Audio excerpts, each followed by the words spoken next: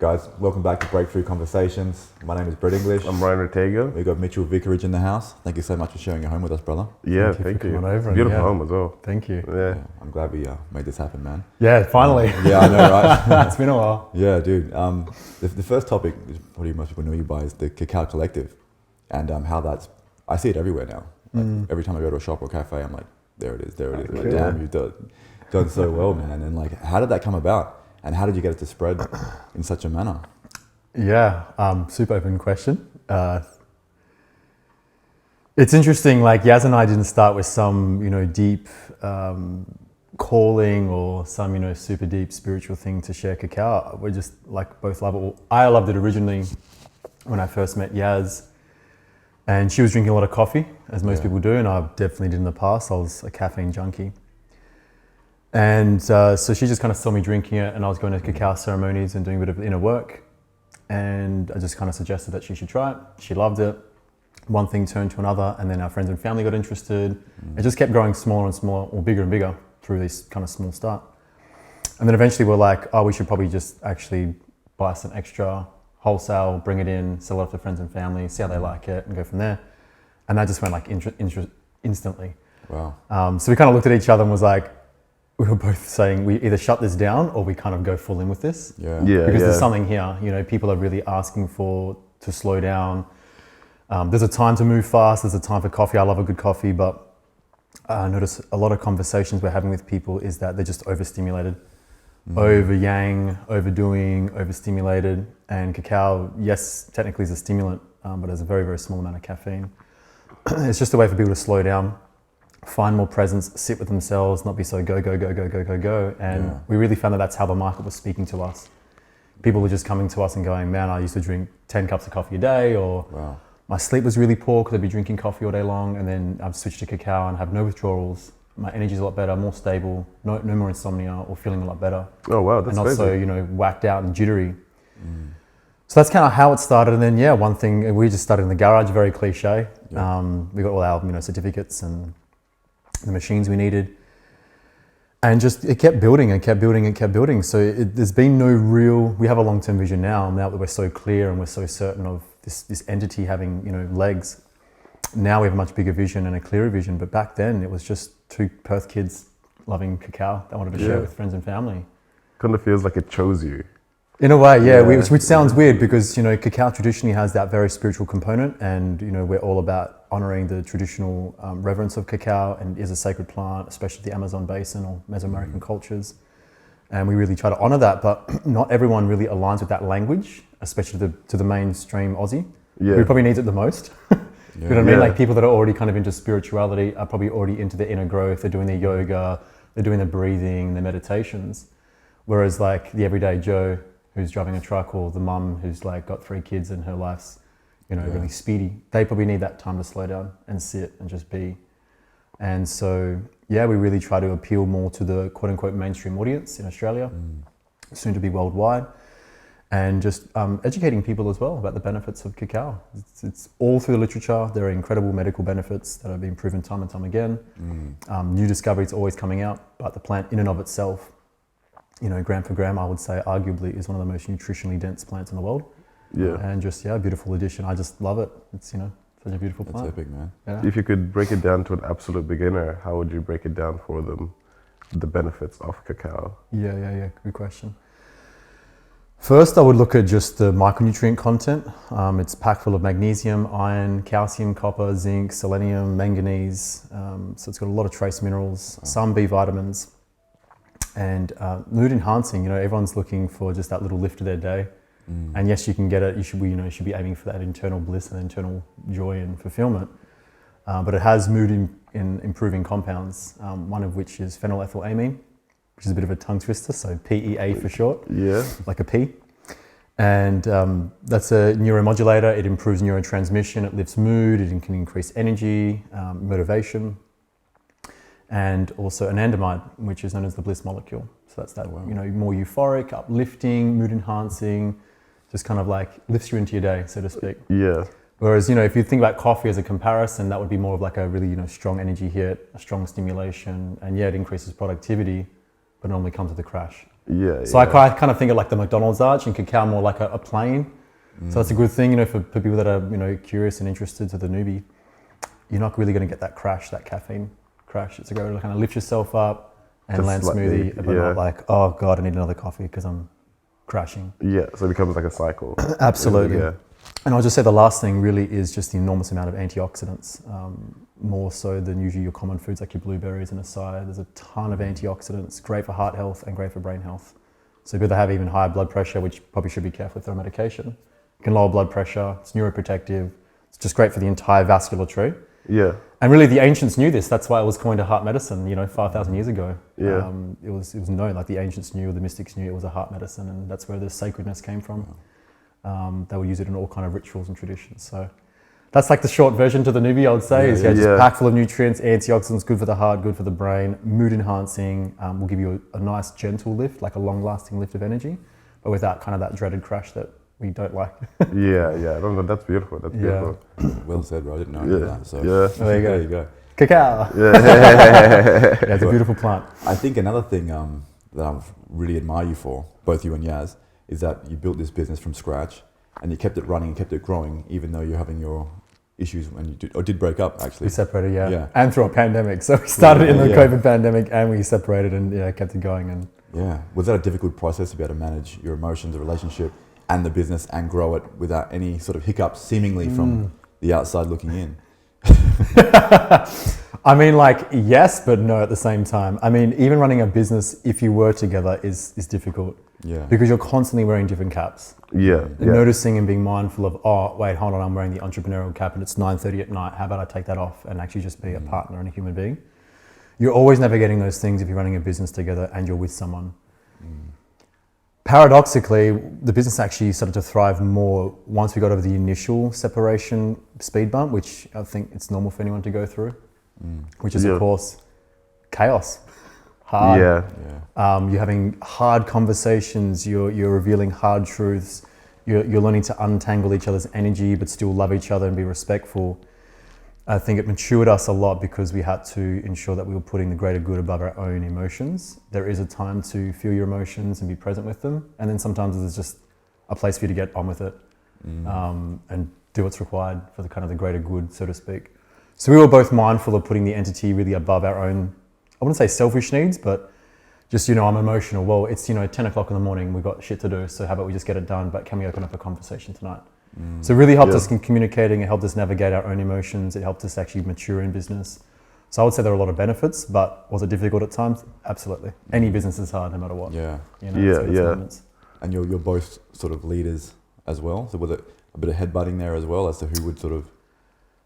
Yeah, that's a great question. I guess at times Yaz is very strong. She's very strong-headed. So am I. And it actually wasn't until recently that she really took more the leadership position and she started to steer the ship because I'm moving into my own space. And I love cacao, but this was never my deepest calling. It was just something that I was called to do at the time. And now it feels like a chapter's closing. We've separated. I still have really deep involvement in certain areas, but I'm really letting her take the lead more. At the time, there was probably leadership butting of heads, plus the emotions, plus other things as people where we just butt heads. But overall, we really navigated that to work out who leads in what department or where, and then who can just take a back seat and follow. Beautiful. Just communicating about it. Yeah. How is there any tools or techniques that you personally use to kind of divide the objective, the logic brain, and the emotional brain while you're managing and handling the business side of things? Oh, that's another great question. I mean, we're both trained breath workers, so in that process, we had to really learn to connect with our bodies, our felt sensations, the art of communication and respecting one another, to speak in their values, because everyone's loyal to their own values. So if you can speak to what it is they want and they can speak to what it is you want, you're going to find common ground. Yeah. And I think that can really help them navigate the logical side of things, which if we're pertaining to business, again, really helps to just notice, hey, I'm feeling this thing. Would it be mind opening our conversation up tonight or tomorrow or when is convenient for you? Not just assuming or thinking that, something's come up for me, so I need to just process it right now. It's like you can actually just press pause, have your day, and then sit down and clear it.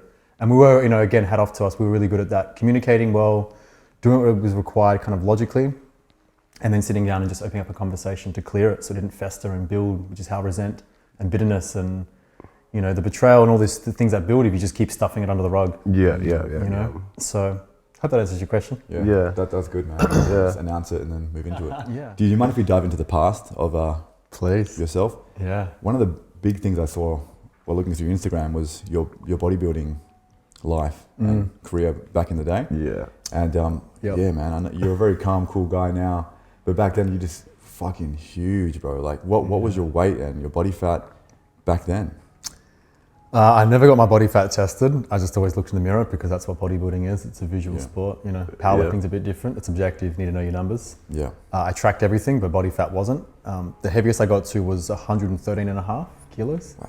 Wow. But I call that the fat and happy. I was on the seafood diet at that point, which is if you see food, you eat it. Yeah. We're talking thousands of calories. I was obviously using a lot of steroids. And then I'm sure we'll move into it, but like emotionally was just suppressing and so disconnected from my body, and that's what was driving a lot of that. Yeah. I still loved it by all means. I still love bodybuilding and loved ironing and pumping iron and all that. But again, I'm sure we'll get into it.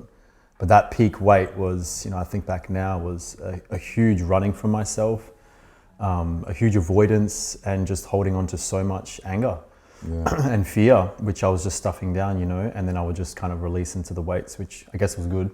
So you channel that anger. Channel it. Yeah, you definitely channel it. Because I was a pretty zen guy. It's not like I would walk around and think I'm an angry person, but that's sometimes how emotions work. You suppress them, and I think unconsciously I would know, okay, well, this deadlift's fucking heavy, so maybe I should probably tap into that. Yeah. And then we were slapping each other and like slapping the back and punching metal and all kinds of crazy shit. So yeah, 113.5 and crazy. I think back now, crazy Man. part. Did you mind sharing a photo so I can stick it up on the podcast? Yeah, I definitely will. Yeah. And Sorry, would you say you were your happiest? You were your happiest, but internally you were going through a lot at that time. Yeah, I mean, look, life's an amalgamation of happy and sad, positive and negative. There's no, you know, the positive thinking movement is complete bullshit. I tell everyone, if I try to put two positive magnets together, what happens? You know, that will repel. Yeah, so I don't believe in, you know, happiness per se. We have up days and down days. That's called life. I don't care how spiritually enlightened you are. Spiritual evolvement's not about feeling good either. It's about becoming good at feeling, right? Yeah. I would say back then I just had a lot of unprocessed stuff, a lot of misperceptions that were creating a lot of suffering and torment. You know, the way we perceive the world is how we create our reality, right? So I would say back then I was just naive or unconscious to what kind of perceptions I was carrying towards myself, other people, near and far, and probably the world. And that was driving a lot of the anger, and then just fear. I think looking back now, I was definitely had a sense of, even though I had a sense of direction, there was this other aspect of me that felt quite lost. Yeah. And that became more apparent as my father died over 3 years ago now. But before he did, still, I didn't really have that deep clarity, deep direction, deep purpose. And I was in my 20s as well, like mid-20s. I think you're working your life out in your 20s. You kind of need to fuck everything up and just go out and do things, you know, and bodybuilding was one of those things. And I found many amazing lessons and so many incredible pillars that I still carry to this day, like fortitude and resilience and adaptability and respect. But yeah, there was definitely just some internal stuff that I just didn't know. I didn't have the tools back then to process and sit with. Yeah. So would you say that time kind of helped you build your values and who you are, pretty much? Well, definitely when I got more sick, because I had to sit the fuck still, you know. I was in bed, I was bedridden for months on end, and that was, you know, a big advancement on me, just learning to sit with myself and sit in pain, and I was in absolute suffering, so there's no moving there, and that's where you learn a lot. Values kind of came about more when I had the surgery and I was on my healing journey and really getting clear on what had just happened in my life, and now how do I want to take that to my greatest advantage and do something inspiring with my life and not feel sorry for myself. Well, what exactly happened that made you get sick and bedridden? What was really going on internally inside your body? Yeah, the medical label that doctors use is called ulcerative colitis, but I've kind of divorced myself from the medical industry, relatively speaking, to health. Obviously, it's brilliant in emergency. It has absolute place. There's no polarizing here. Medical technology is brilliant. It saved my life and it saved many people's lives, and I'm sure people you know it saved their lives. Or an important surgery, you know. I always say to people, if I have a car crash, I don't want someone to align my chakras. Like, I want fentanyl or morphine surgery, you know, it's an anesthetic. So, it's okay, I'm here. It's okay, I got you regular. So again, context for everything and balance for everything. So the medical label that I was got given was ulcerative colitis, and I got my first symptoms arose when I was 20, just before my 21st birthday, which was really interesting because, at 20 you got your whole life ahead of you. You've just kind of graduated from high school, you've ironed out a lot of the social creases, and you're kind of off ready for the world. So I had that kind of pulled under the rug, and that also really taught me a lot about, contemplation and just like becoming aware, even though it was a super bumpy journey along the way. To answer your question kind of more directly is,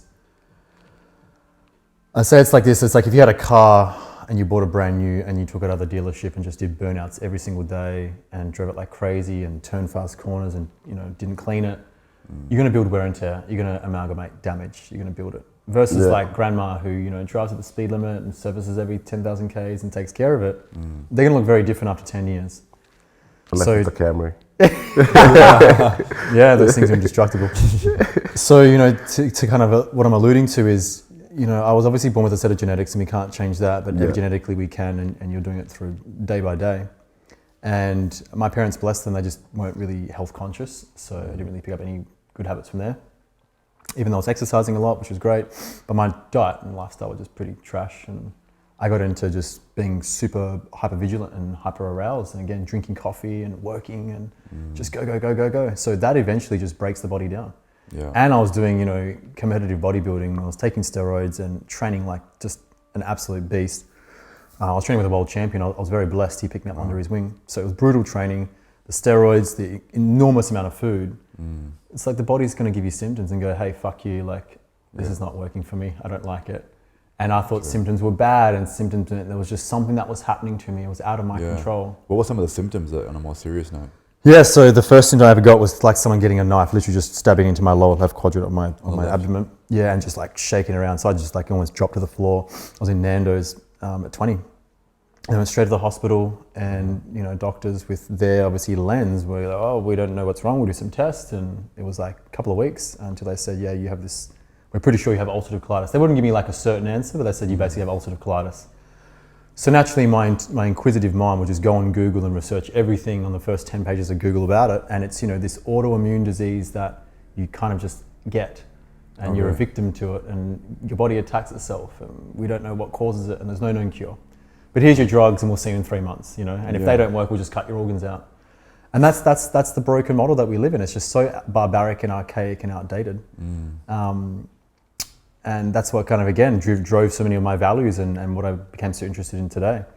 So really, like the biggest symptoms, pain, enormous amounts of pain, rectal bleeding. I was literally shitting blood all day long. Fatigue, I became iron deficient anemic, so losing iron in my system, you're losing hemoglobin, all the building blocks for cells, and then you become fatigued because you're not getting as much oxygen around the body. And it's just a roller coaster, man. Like, yeah, it's horrible. I remember on the forums once, I was reading some mothers who had been diagnosed, and they said, I'd rather go through childbirth 10 times over than experience the pain of colitis. Oh, damn. Yeah. That's insane. It's not fun. So I'm sure that if there are people watching or know someone with it, it's just not a fun experience. Yeah, so when you're experiencing that and you had how do you pronounce that term again? What you had? I can't even attempt Colitis? Yeah, ulcerative colitis. Yeah. And what is actually happening there? Is it ulcerations of the colon? Or Yeah. So ulcerative colitis is, again, medically speaking, limited to the rectum all the way to your large colon. Yeah. So if you start from the mouth to your butt, you got that 8.5 meter tube. Yeah. It's actually quite long. Extends. If you think 8.5 meters, like, damn, that's like a long way. All the way. So you have your mouth, esophagus, stomach, and then you move into about 5.5 meters of small intestine, and then starts the large colon. And that's where, when doctors say you have ulcerative colitis, it's limited to the large colon. Traditional Chinese medicine also too, it's strongly correlated with fear and anger. So it's like it made perfect sense when I started to look into Eastern and Western science. And the symptoms can be very, very diverse, but most notably it is either polyps, what they call polyps or cysts on the bowel wall, ulcerations and lesions, so you get bleeding, you get kind of these red looking sores. Okay. And the rectal bleeding, again, knowing what I know now, is actually a design function of the body to cool and soothe. It's not like colitis makes you bleed. Bleeding is the symptom to try and repair. Again, everything's seen the wrong way around. And ulcerative colitis doesn't cause inflammation. Excessive damage to the body creates a pro-inflammatory response. And if you keep driving that damage and those insults to the body, you're going to get symptoms. You cause yourself disease, People don't like to hear that. And doctors don't say that. Doctors will never say that because you're a victim, of course, and poor you, and we don't know what causes it. I think, fuck to myself, you know, get no judgment. You spent 6 years at a school and you can't tell me what causes this. So why am I even listening to you? Like, we don't know what causes it. There's no known cure, but here's your drugs. Like, that was just sounding very unsure. It's kind of very backwards. Super backwards. But again, no judgment, and they're brilliant in their own mind, and that's what they're trained in, is to see things compartmentalized and, okay, well, that location and that symptom, that means this, and this is the drug to treat that. Like, that's you know, immunology, and that's how you pathology, and that's how you prescribe drugs. That's just what they're trained in. So that forced me, and it drove me, or gave me kind of the propensity, and was the catalyst to start understanding my body more. Yeah. But I was caught in two different worlds. One was, this is the authority figure and I trust their opinion.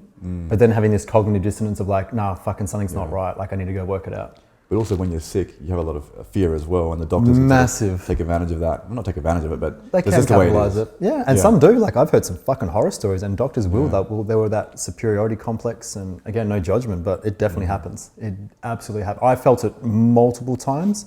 It's just that I had enough, you know, self-awareness to go, oh, hold on, buddy, no. Yeah. You know, and then go off and just do my own thing and discover more about this condition or why my body was doing this. Just one last thing, the hardest thing is that I was so attached to bodybuilding, and you know, the way that I could be bigger was protecting all the stuff that I wasn't processing and feeling, and my insecurities and fear and anger. So I'm like in cognitive dissonance to this medical model, but I'm still fucking my body up. I'm taking their drugs, but I'm still going and taking steroids and lifting heavy, stupid weights and crazy, like Even with all the crazy. pain. And Even with, bro, I'd literally shit blood and be like, okay, and then go grab Tren and take 2 scoops of pre-workout. Like, it was silly. Yeah. So slowly I was working out, you know, I've discovered Wim Hof quite early. Before Wim Hof, it was even Wim Hof actually. Like, who's this fucking crazy Dutch person? I discovered like cacao powder, and like that's healthy for you. And I was discovered like all these little things, but not really what was required to actually sit and go, oh, I'm doing all of this, and I need to actually just sit with my body and listen to the symptoms and listen to the whispers and actually take action on this. That's not what I'm doing. Yeah. But so I was never, I was in between these two worlds. Yeah, I wanted to take care of myself, but I also wanted to really punish myself. Just didn't lose those gains as well, you know? Didn't want to lose those gains. Because again, that becomes your identity. Yeah, Identities are so important to like grasp onto. And I was the bodybuilding guy, you know? Yeah. Kind of had two. I was like the Crohn's guy or the colitis guy, and the bodybuilding guy too. So it was this interesting in between. Nice. And you had to kind of like let go of that bodybuilding identity. Oh, it was fucking that was pulled hard. out from underneath me, because I lost half my body weight, literally half. I went from 113 at my heaviest to about 56 kilos skin and bone in the space of half a year. I was just wasting away. You know, it was like 1 to 2 kilos a week. You think you were going to die at that point when you were I 155 wish kilos? I say this all the time. I don't want to keep saying like I should be dead, but I kind of use it as for people to understand how close I got to kissing the Grim Reaper. I had doctors and teams of people in hospital saying like, how is this kid alive? Like, all of my biomarkers were out, my albumin levels were low, like they can drop to a certain point that you will just drop dead. My hemoglobin was so low, you can just drop dead. Wow. I was on the max amount of PIC lines, like you have anyone that's a nurse or a doctor know this, but you have lines that you can get hooked up with. I was on the max of that. I was on the maximum painkillers, Panadol, Nurofen, Tramadol, a morphine pump, like you name it. I was being held together. And I'm kind of segueing, if you don't mind, into my hospital journey, just based on that one little spiel, which you might get into, is when I rocked up, I was so emaciated and frail that they just said, we can't operate on you. You'll probably just die on the table. You're so frail. They said it to your face? Pretty much, yeah. And then the housemates I was with. And so they tried to fatten me up for a month with what's called temporal nutrition, line straight in the jugular.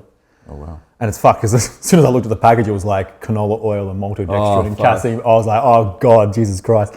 Having a nutrition sciences background, I thought, this is like the worst shit. Here I'm thinking, they might put something like organic and something nice and clean. Nah. Like lamb ghee or something like that. No. The worst. Canola oil. Oh, it was worse. Maltodextrin, casein proteins, and those flavor, all kinds of just rancid injecting shit. cancer straight into your bloodstream. Literally into your bloodstream. Literally into your bloodstream. To try and fatten me up so I'd have a bit more weight to have surgery.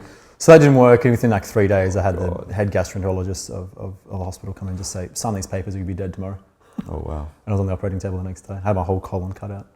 Wow. So yeah, it's nuts. When you were going through that experience, losing all that weight, coming to the operating table, and when you're pretty much facing death, doctors saying you're going to die, what were some of the thoughts that you were facing, and some of the things that were coming to your mind during that space, being so young and like, holy shit, what have I done? Yeah. Like initially all the fear does surface, and this is actually well before. This is more like actually still at home. And then just like a couple of days into the hospital, my former partner actually, before Yaz, she had flown back from Bali. Like she was incredible, and to have so much love and respect for like the sacrifices she made. Once she got there and like my family was there and people were visiting, there's almost this like just calmness that washes over you, because you know, I said like the feeling of death is actually quite easy. It's like life's hard. Death is easy. Ram Dass explains it as like, you know, taking off a tight shoe. It's this total release, you know. We have such a deep-seated, understandably, a deep-seated fear of death. But if you look, like, I'm kind of segueing into like some esoteric stuff, but if you look at, say, the teachings of Buddhism and achieving nirvana, it's the liberation of the mind and the idea that like, I'm going to die. Well, relative to what? Like to your ego? You know, it's like usually the ego's fear of its own death is actually the fear we feel of death, whereas death in and of itself is just another process that is as natural as birth. You know, everything lives and dies. You know, Were you thinking that at the time? Eventually, yeah, that's what I'm kind of alluding to. Yeah, it was this total just non-thought. There was just this like, if I die, I die. Interestingly though, as I'm speaking this, there was this other voice of me which is like, it's just not your time. You know, if it happens, it happens, and I was in total surrender to it. But there was this other very, very, very strong like gnosis, this deep knowing of like, it's not your time. Wow. And yeah, I truly believe like every single person that helped and supported me, and every breath I took and everything that I did, like everything alluded to me just, you know, again, cheating death and just coming in within millimeters of it. And I do think part of that was this drive to go, it's just not my time, I'm far too young, I have far too much to live for, to do, to receive and to give and to serve. That's just not my time. Do you believe that little voice was like God? It felt more like soul, maybe it's God, but like soul, I mean, it's so hard to say and tangibly quantify. Yeah.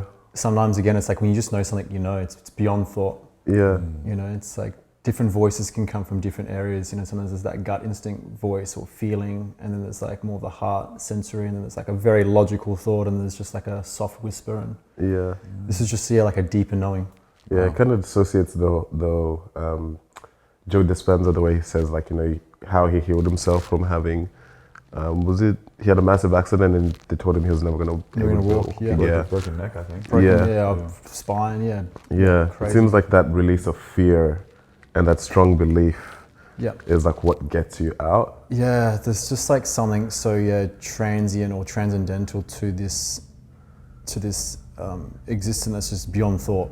Yeah. You know, just, it kind of goes beyond that, and that's really, I guess, what gnosis is. It's like, again, a deep knowing that is just beyond your logical mind. We've all had that experience where you're like, oh, I just know I should do this, and then you don't do it, and you're like, damn, see, I should have done it. Yeah. Or if you do it, you're like, yeah, I knew this was the thing I needed to do. Like, or if you don't do it, you get slapped in the fucking face and you end up doing it anyway. Absolutely, and I've had many of those experiences. So yeah. Wow. Yeah. How did you get past that? Like when you healed and you're kind of like going back into your normal life, not getting reattached to the body dysmorphia from bodybuilding, and still kind of maintaining this path. I was like, I'm still nurturing myself internally and externally. Yeah. Well, like you just perfectly said before, if you don't listen, you get slapped. And I actually kind of say it like there's stages. You know, at first there's a little feather that will tickle you, and then there's usually a gentle slap or a Mike Tyson punch, but a really soft like glove. Yeah.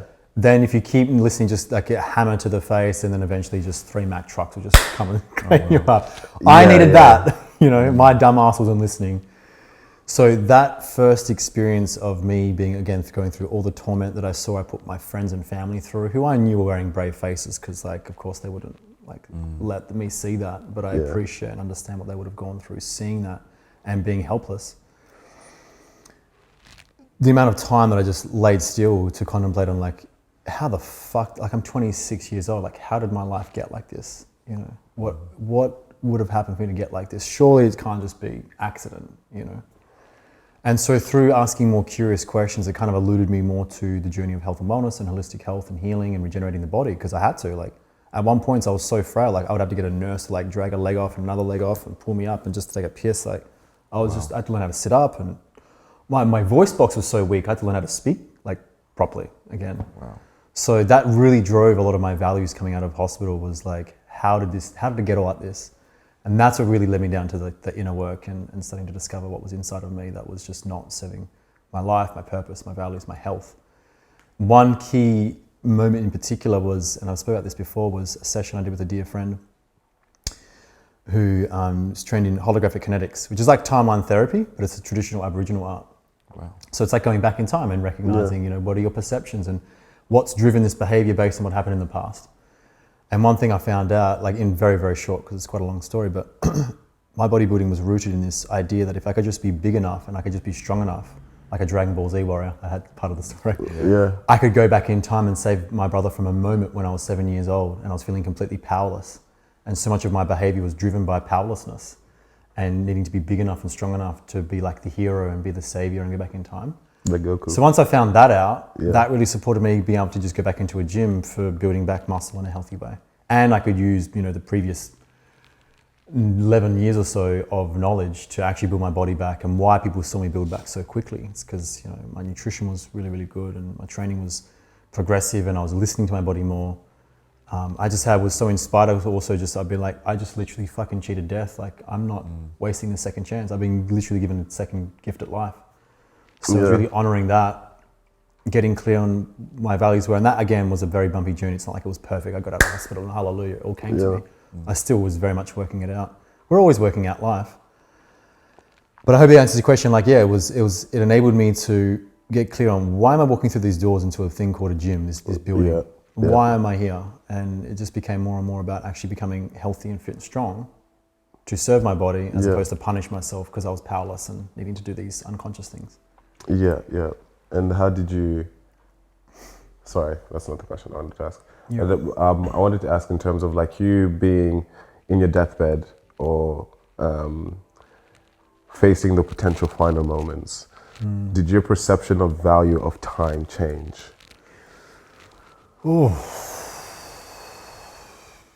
it was more reaffirmed.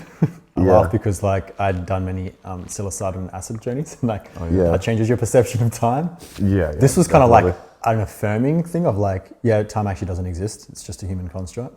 Past, present, and future are all one in the quantum, but in linear, it's past, present, future. Yeah. But as you know, it's like what existed when you guys walked through the door doesn't exist anymore. Like there is no past. It's just this now and this now and this now. It's not the present. So I guess it was like a deeper connection to recognition that we are the now, we are presence, and how you animate yourself relative to that presence, It's so easy to fall out of presence, think about the future and go into some anxiety spiral and dwell on the past and be out of touch with reality.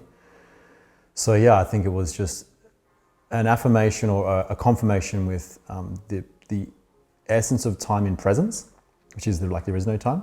Yeah. And also, I guess appreciation for each moment in time, because you just don't know how quickly it's just going to go, It's like it just slips away from you. And I think that is so clear to people when people get sick or people die. We've all had that experience. Like you wake up and you have that moment of clarity. It's like, fuck. You go to a funeral and you have the clarity around your own life or someone else's life and the people that mean so much. So you want to spend more time, like the time and presence you have with them. Yeah. Or you get sick and then all of a sudden things change for you. Time becomes important to the people that matter most, or you want to kind of express yourself more to the people you love because you realize time, at least at this realm, is finite. Like there is an end. No one's surviving death, Yeah, true. It's all coming. No, that's true. I guess does that kind of answer your question? Yeah. And let's say that you're talking to a young man, right, in 2022, a young man who's still spending his days wasting time, but he still hasn't found that spark that gives him that value for time. What advice would you give him? I mean, again, I feel like the 20s is giving yourself the permission to fuck everything up and go out and try things and lean into your edges. You're never going to discover who you are by sitting in comfort. Yeah. So there's like definitely a contextual notion of expand and try and do.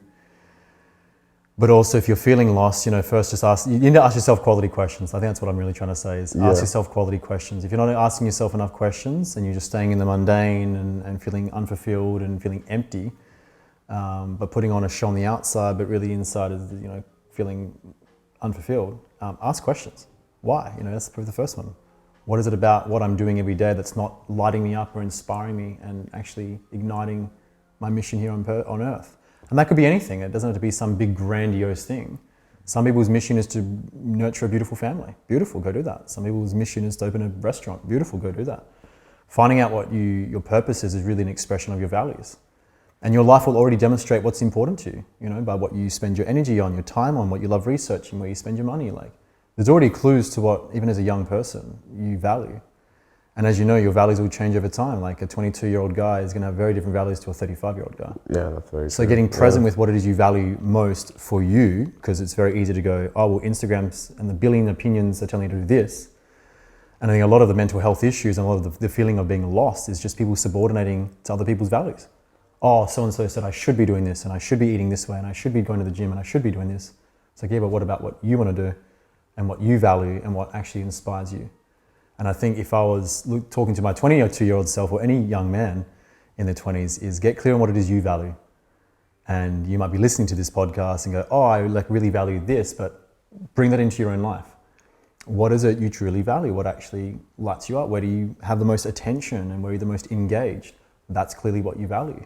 And to give yourself the permission to go after what it is you value and not, again, subordinate to mummy and daddy and Instagram and all these other people that will likely want to inject their values onto you.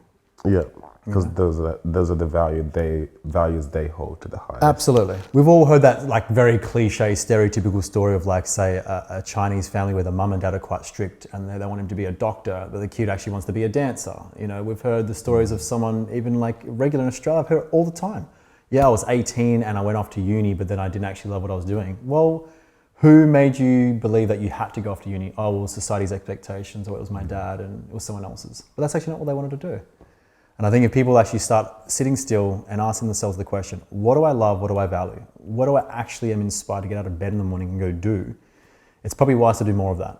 Yeah. And it's not like you need to just collapse your life now if it's all fucked. burn the boats to the ground, so to speak, or burn the ships to the ground. It's just adding in more of what it is you love. It could be something so simple. I even heard an expression once was that, you're not tired because you're doing too much. You're tired because you're not doing enough of the shit that lights you up. And that comes back to values. Yeah, I love that. Everyone has a set of values and a hierarchy of what's most meaningful to get to them. And it's fingerprint specific. Yeah. I don't share the same values as you or anyone in this world. And that's what's beautiful. It's unique to you. And discovering that, again, come back to your question, is what I would be most adamant about speaking to a young man about, is work out what it is you love and just be fucking relentless in your pursuit of going after it. Yeah. So, and those will be centered around your values.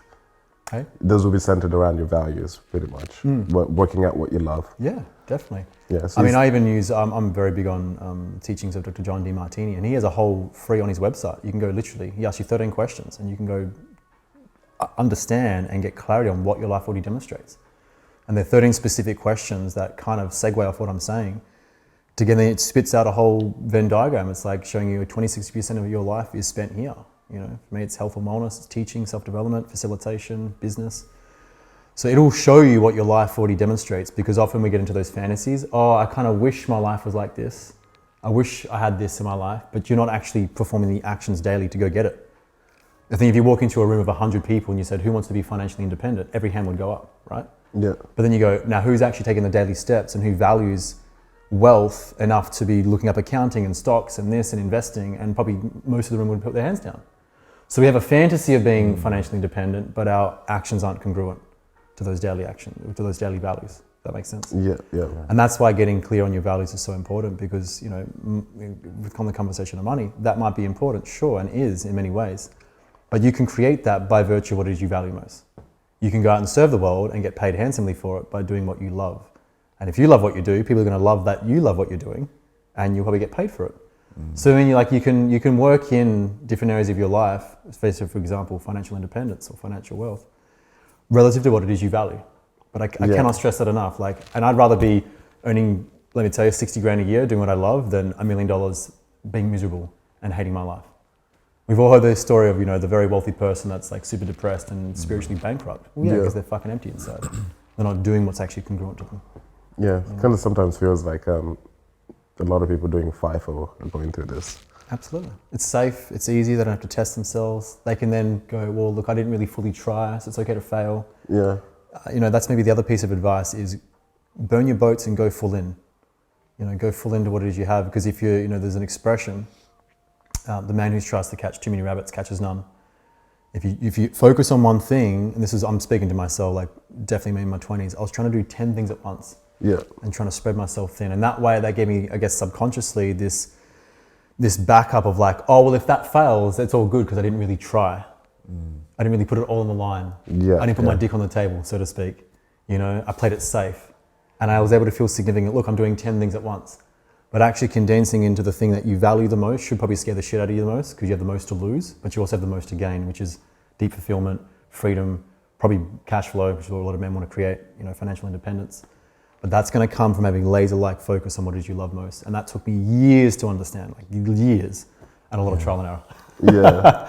A lot. Jordan Peterson says, like, some games you can't play unless you're all in, And this is the game of life. It's like, are you half in? Are you lukewarm? Or again, is your dick on the table? And are you all in? And, again, it's only really more recently that I felt really all in with life, and coming out of that in-depth experience. I needed years to integrate that process, that whole unwinding of what had happened and how it shifted my life, and then getting clear on my values, and slowly come into this place of like, it's clear, and now I have easily an 8 to 10 year vision.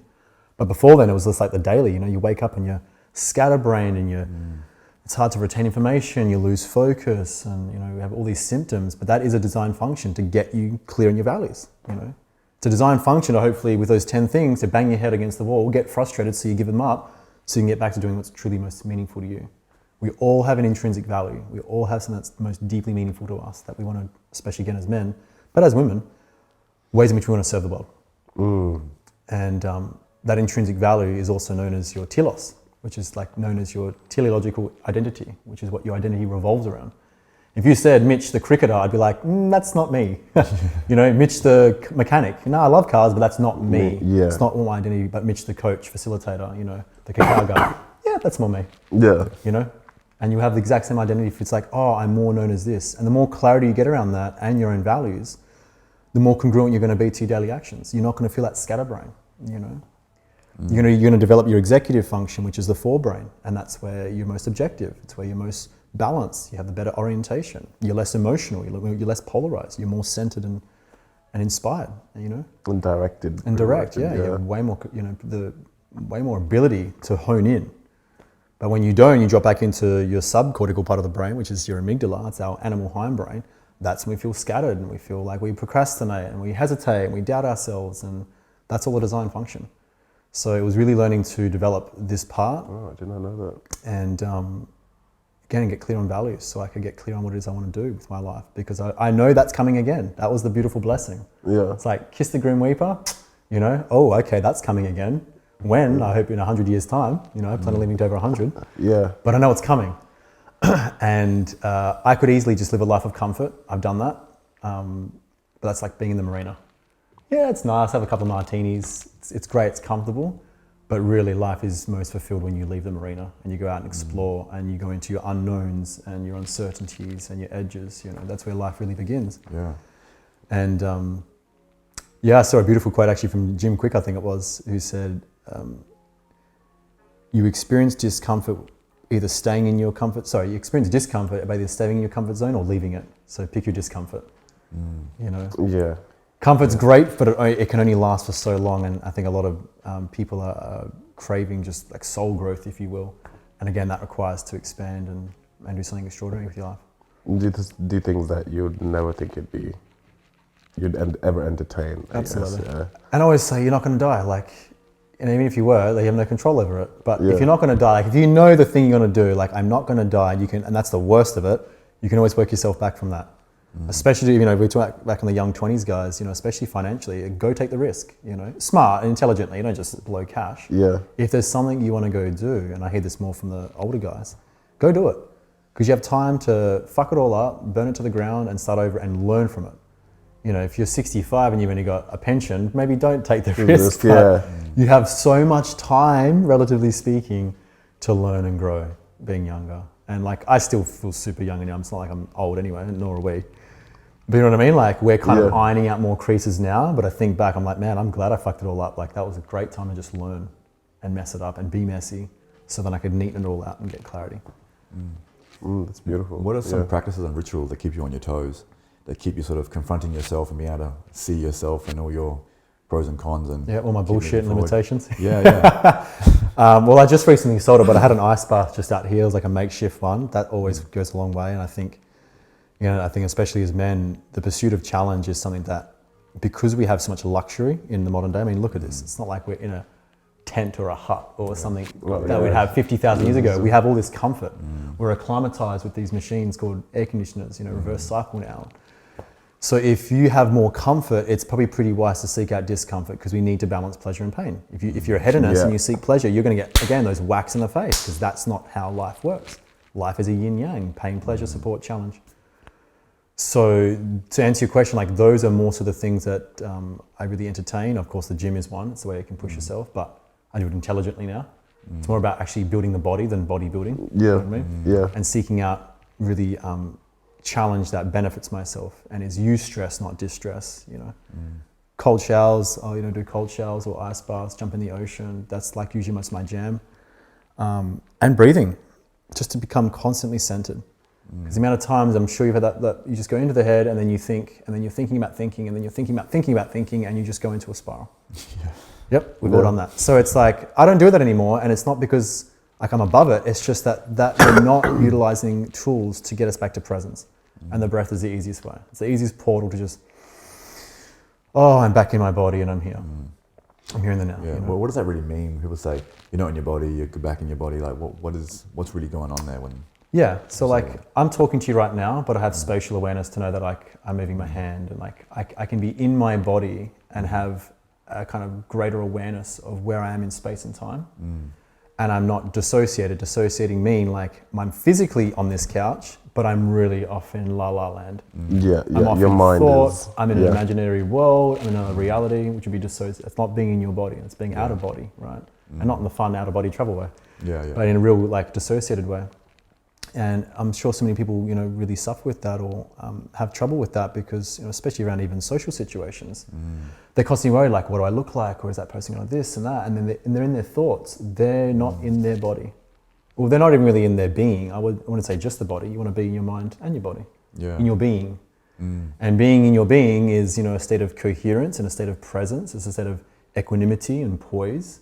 And then you're socially able to engage. It's where the body opens, it's where it thrives, it's where health is oriented, it's where wellness is produced, is being in this centered state. And kind of to come back is like the breath perfectly allows you to come back into that state. Even if you're coming off an anxiety attack, it allows you to feel it so you can build resilience and adaptability. Most people are just so afraid to feel their feelings that what they're actually feeling is the resistance to it. They're not actually feeling the feeling itself. True, yeah. They're so afraid because of what might have been unsafe in the past, again through perceptions and their upbringing, that in the present, their body blueprint is one of hypervigilance and unsafety. It's easier for them to just stay in their mind, it's not actually, but in their perception, it's easier for them to just ruminate and be out of body and dissociate, So that's why a lot of what I teach as well is like coming back to the body, because I was so divorced and disconnected from my body. I didn't understand the language of the body, the movements, the breaths, what the pain was telling me, what the symptoms were telling me. I didn't understand any of that. So I was, totally disconnected.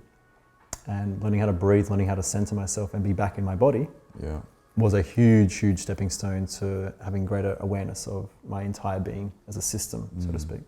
That's really interesting. So the time I spent with you through different courses amongst men, that sort of stuff, I would realize I was out of my body a lot just by, if I looked at you or talked to you, I'm like, oh, shit, I'm actually not in my body right now. For whatever reason, you were like this anchoring point of remembering, fuck, I'm not in my body. I was always feeling that, like, oh shit, you were just like this grounding rock. Yeah. So I can really see you're really well suited to the work that you're doing now with your Thank you. Is it healing, coaching, and a lot of things you do? That a lot of things. Yeah, it's a lot of things because health and wellness is really my highest value. So I found myself, again, this kind of comes back to zoning in, but there was so much that I just loved about health and wellness. And so I really want to explore every discipline about health, But now it comes more so to helping people and supporting people reverse chronic illness.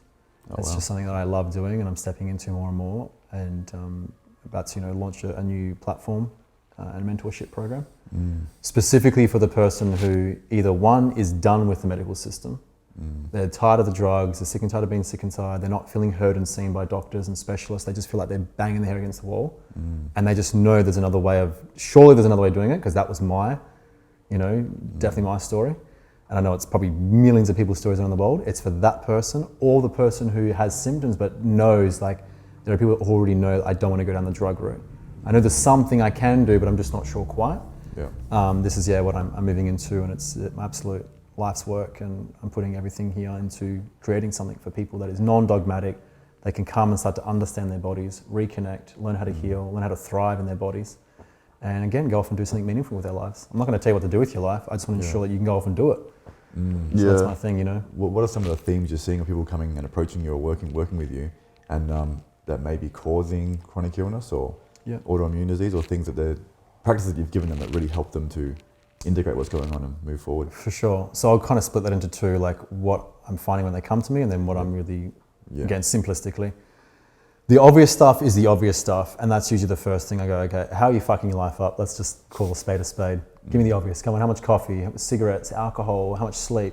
What are the basic fundamentals? Because I'm not going to give you some ashwagandha, think that's going to solve all your problems if your foundation's completely fucked. You know what I mean? Yeah, the most simple basics. I have to go over the basics. People would just be blown away at how much their health could improve if they just dedicated 30 days of their life to auditing the basic fundamental areas of their life. The quality of your sleep. Anyone can lay in a bed for 8 hours, but are you up stimulating because you're watching on your phone and you're doing this, so you're doing work and you've got strained eyes, you've got all this fucking blue light, and then you're trying to go to sleep and you're wondering why you're feeling scatterbrained and there's still this static. So how are you sleeping? How are you eating? Look, I am the first proponent as a health and wellness practitioner to go, your diet doesn't have to be some clean fucking organic thing. Yes, ideally mostly eat fresh foods if they're not organic and they're part of the dirty dozen. It's like a list of the most sprayed foods. Probably give them a wash. Just do the basics to ensure the food you're putting in is not dog shit. And yes, I have a burger and fries once in a while because I love spending time with my friends, because that's healthy for me, is social connection. And I'm going to have greater advantages than disadvantages by enjoying a burger and fries and worrying about the food than pissing myself laughing and having a great time. How connected are you to the earth? That's a big one. We live in concrete jungles now. Most people wake up in a bed, feet unconnected to the earth, have a shower, not on the earth, shoes on, get into a car, go into an office with blue light, back in the car, come home, back in their house.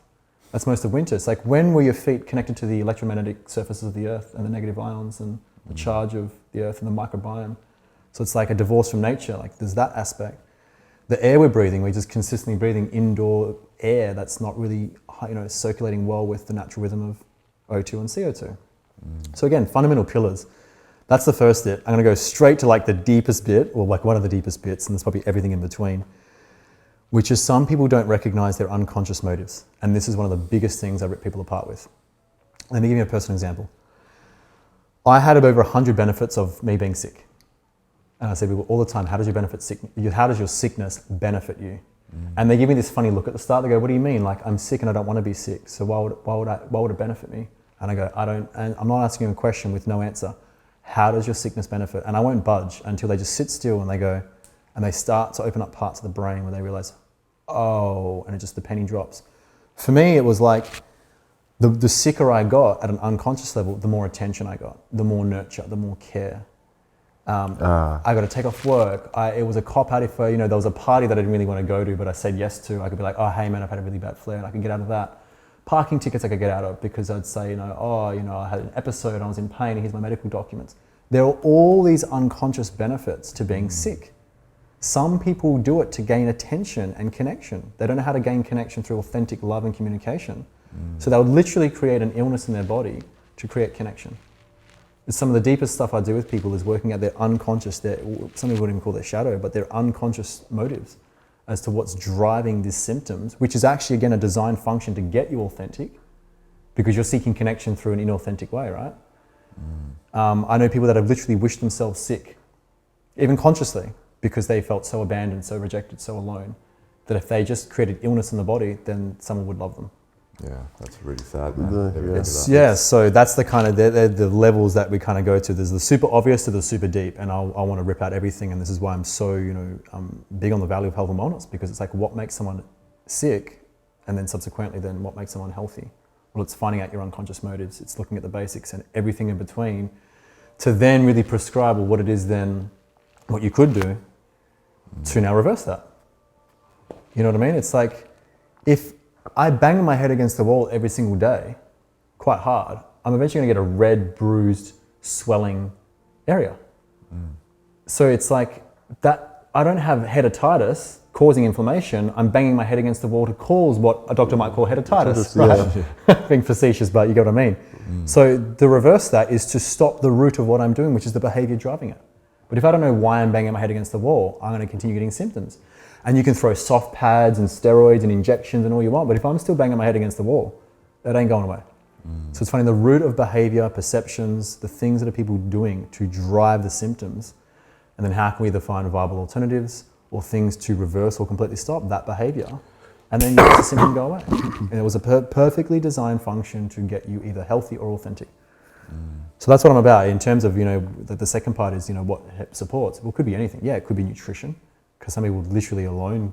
I had a guy with multiple sclerosis that came to me, and he'd spent about $250,000 on doctors and specialists and drugs and injections, you name it. He tried been through the whole system. And this is why I'm so adamant about what I'm producing, which is called Nirvana Health, is to take people like that who are so tired of this system, so frustrated, to spend their fucking life savings on crap. And I said, and so out of all this time, who's asked you about your nutrition? And he looked at me funny, he said, no one. And I said, well, that's understandable. I understand it's not doctors' areas, I get that, but surely you've had this for like 15 years, you'd ask the question. No one's asking. I said, well, so what do you eat? And he was a typical tradie. We'd wake up and have like meat pies and a V energy drink and then a Chico roll for lunch. And so it's like that person alone, you don't need to go into deep shit yet. That still blows my mind. Because just literally putting on some fucking blueberries and some cold pressed juice and cleaning his bowels out and getting some demulcents and anti-inflammatories and lean protein and vegetables, that alone. And his symptoms, like within a week, like 30% of his symptoms, 40% just like were washing away. $250,000. Yes, yeah. $250,000. Blows my mind. Over 30 drugs. Yeah, I've heard stories like this all the time. And another guy who had like gastroparesis and he spent over $100,000 on practitioners. No one could help him. I just didn't understand. Isn't like it's such a simple question? What are you using to fuel the machine that's your body? Well, if I gave you the keys to a Lamborghini, I don't think I'd ever see you put butter or Coca-Cola in it. Exactly. So we sometimes treat and I know there's context to this, but we sometimes often treat the inorganic machines that have no life value to us better than ourselves. Yeah. And as you know, there's more to it than just the fuel, but that's certainly a big one. What you put in your mouth is going to become you. We don't have to, again, obsess that because one Snickers bar, oh God, a Snickers bar, no. Context. But the reality is the foundation of your nutrition is fueling your muscle growth, your skin, your hair, your bones, your nail, everything.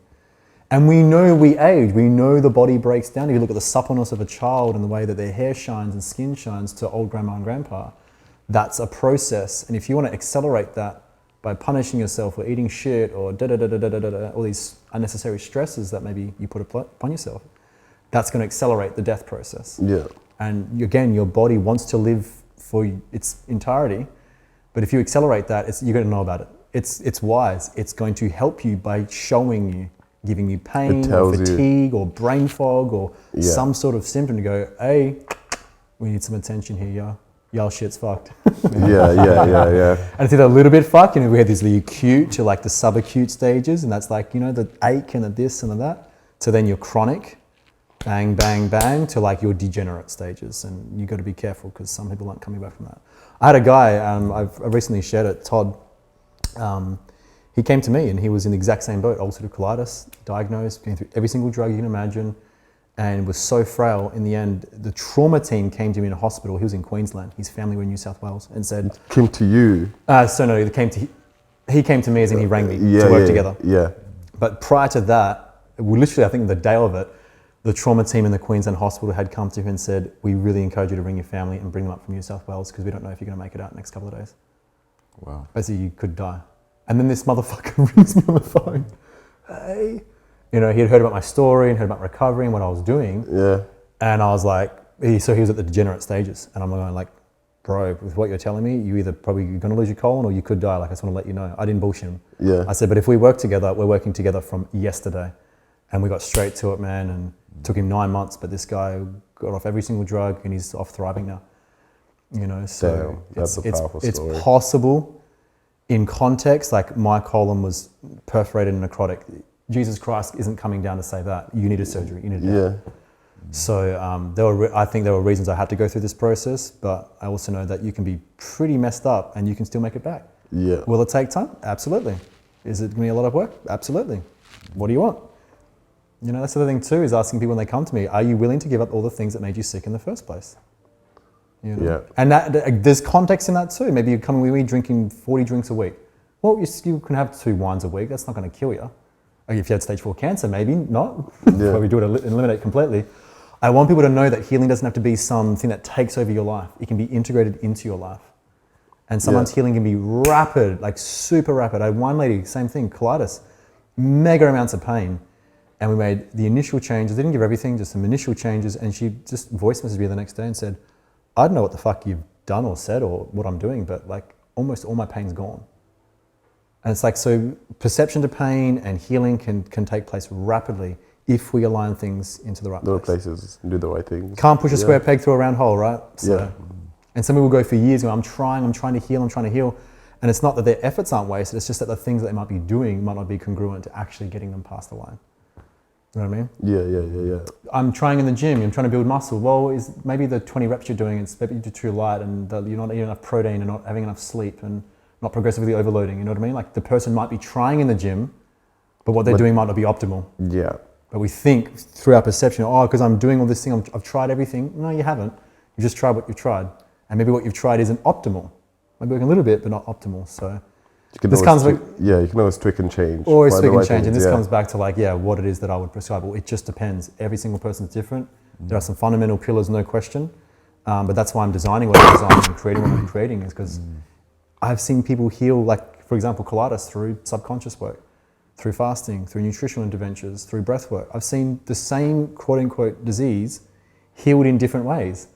So I'm never going to say you need to do this to cure your colitis or you need to do this to cure your multiple sclerosis. I'm not going to say any of that. I'm going to go, here are the tools you can use, find what works for you. And here's based on what you're presenting with and what your language is telling me, that would likely and confidently help, but you got to walk your own pathway. Yeah. And I think that's very different to like the common medical standard where they have this book and these are the symptoms, this is what you've told me. Correct. Okay, and this is the drug that I can give you. Correct. Whereas if you give them, all right, these are the tools that you can use, find what's right for you. Because at that time you're also speaking with that person's intuition and you're speaking to that person's like deeper conscious mind. It's like, okay, absolutely, this is what's speaking to me, let me pull it in. This is what my body is telling me, let me pull it in. And thank God the medicine's there for people who don't want to be accountable. Yeah. But I'm only interested with people that are wanting to be accountable for their life. Every area of their life, they want to actually promote wellness in their body and healing and regeneration, because let me tell you, it happens. If I get on a skateboard today and I fall off and graze my forearm, I'm going to have a nasty cut. But I don't need to go, can you please heal arm? It's just going to do it. We have a self-healing, self-governing machine. However, if I buy some 20 grit sandpaper and I just rub a little bit every hour of every day on that wound, it ain't healing. Yeah. It could be one thing, one little bit of sandpaper that's fucking up your whole thing.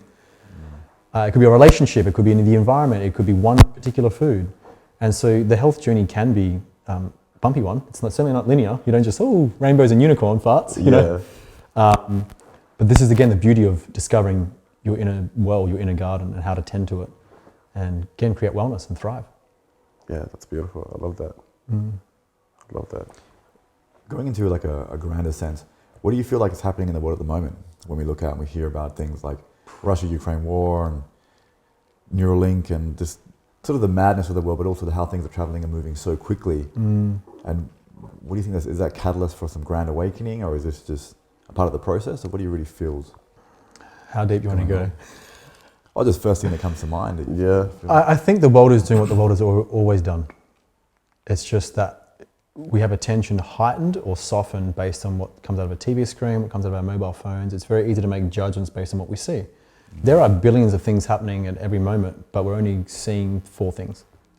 Russia-UK war, and this happening. We're not seeing all the beautiful and ugly things that are happening behind closed doors that are making it to a TV screen or a news channel. So I think, to answer again that question, is like the world is doing what the world has always done. If I think about the cogs in the system that's been driving this, Keynesian economics and the Federal Reserve and the US dollar, That's all coming to an end, no question. And if you look back at all the currencies from the Spanish pesos, and there was the UK pound, British pound, every 90 to 110 years, the economy collapses because it's based on fraudulent economics. It's non-sustainable. It's monopoly money. They print money. It's non-sustainable. And then you add interest to it. I always tell people like this. I'm not well versed in money economics, but I understand the basics. But let's just say I have all the money in the world, $100, and I give you a loan of $10. And I say, Brett, I'll give you $10, but you're going to pay me back interest. And I have all the money in the world, by the way. Where are you getting the money from? From you. Well, if you give money to someone else, I'd take his money. Correct. And pay that back to you. It's all based on debt. It's a cyclical debt process, and it goes out, and then through hyperinflation, it gets sucked back in, and then unfortunately, the people that usually at the bottom suffer. So that feels like, to kind of again I'm speaking to different points, but bringing it all back, is what's happening, what it feels like, and based on the opinions of experts, not Mitchell Vickridge. This is, don't shoot the messenger. Is you're seeing the collapse of a broken economy. I mean, the US is. I heard a good friend of mine once say that the US is like a third world country with a Gucci belt. Do you know what I mean? Yeah. Facts, It's collapsing in and of itself, and this is the natural it has to happen. People don't realize this too. The opposite of life isn't death. Life is eternal. The opposite of death is birth. Things are born and things are die. That's with everything. Children are born, old people die. Economies are born, economies die. Roman Empire was born, Roman Empire died. Like, everything has a birth and death cycle. It could be a very short term or a long term. I think what you're seeing now also too with the advent of these smartphones, which have been around for probably 20 years, maybe. Something like that, yeah. Nokia 3015, maybe 30 years. Yeah. But you think about the human genome, which I think is 200,000 years old or something. We've had 20 years of information that's been just catastrophically exponential. So I think what you're seeing is also the lensing or the microscopic nature of advancement. It's like the agricultural revolution was 10,000 years, and then you had the scientific revolution was about 450 years, and then the industrial revolution about 180 years, give or take. So you're seeing these revolutions like telescope in time, because information is becoming more available and more readily available. We're communicating more efficiently. It has its downsides, but it's got plenty of upsides, right? So I think what you're going to see is likely some sort of collapse. And people think, oh, what does that look like? It's going to be the end of the world. It happens over time. It's not like we thought the end of the world was happening in 2008 with the GFC. It just kind of happened. Yeah. There was a news story, and then someone's business goes down. It all happens, and then through the death process, it's like the phoenix rising. Things are then born. Just like cow shit grows mushrooms, True. Yeah. So that's death a good and saying. birth is a part of life. It's the yin-yang cycle. We're seeing the end of an economic cycle, as far as I'm aware, again, listening to some of the best economic experts in the world. And through that, you see the collapse of that society relative to that economy. And then you'll see a new society emerge, right? Again, it won't be like a light switch. It'll just be this elusive fading. Yeah. You won't even really notice it because you're so present to it. Yeah, but I also think it's quite interesting because you're having that economical model kind of crumble within itself, while you're also having a birth of like a digital, huge economy within itself. You've got all these you get the human consciousness kind of evolving as well at the same time. So it's like so many different things pivoting at the same point in time. Absolutely. I find that's very rare. Yeah. I don't think we've ever had a point where we're having like a. I'd probably say an AI itself is like it's old digital consciousness itself. It's at its birth. There's never been a time where we have like another. I would predict it's eventually going to become its own sentient being, because like the amount of knowledge that an AI that's well connected and is able to eventually make decisions has access to an infinite amount of knowledge about us, which is a powerful thing. Yeah. So that's being created. We have an economical shutdown. Human consciousness is like arising within itself. And then we have the money model is just going to shit. So what's the next 10 to 50 years gonna look like? Yeah. Crazy. I'm all here for it. Yeah, that way. Yeah. I'm genuinely curious because I genuinely believe AI is either gonna make us evolve a lot quicker because we wouldn't have to waste our time and energy on things that we don't need to, Yeah. or it's gonna destroy us. I can't see. I think we're going to be fine. I think there's a lot of, we've had that many years of people saying the end of the world is coming, the end of the world this, the end of the world that. I just don't buy it anymore. I kind of sort of I was like, oh, we're all fucked. But I've actually come out of that quite a bit. I think that's a very cynical way of looking at the world, the magnificence of the human mind, the stupidity too, for sure. Look, again, everything has two sides. Yeah. AI, like you said, it's gonna do amazing things. It's going to have medical technology. It's going to save grandma's life or the person you love the most. It's going to increase productivity when no one has to fucking drive. So your 1 hour commutes, you can actually be productive. Yeah. It's going to increase economic velocity. Like it's going to do lots of things, but it's also going to come at the cost of something else. There's never a gain without a loss. Never a positive without a benefit. Yeah. That's the nature of life. Is you cannot have your cake and eat it too. There's never a yin without a yang. So it's just openings and evolution, and I'm excited for it.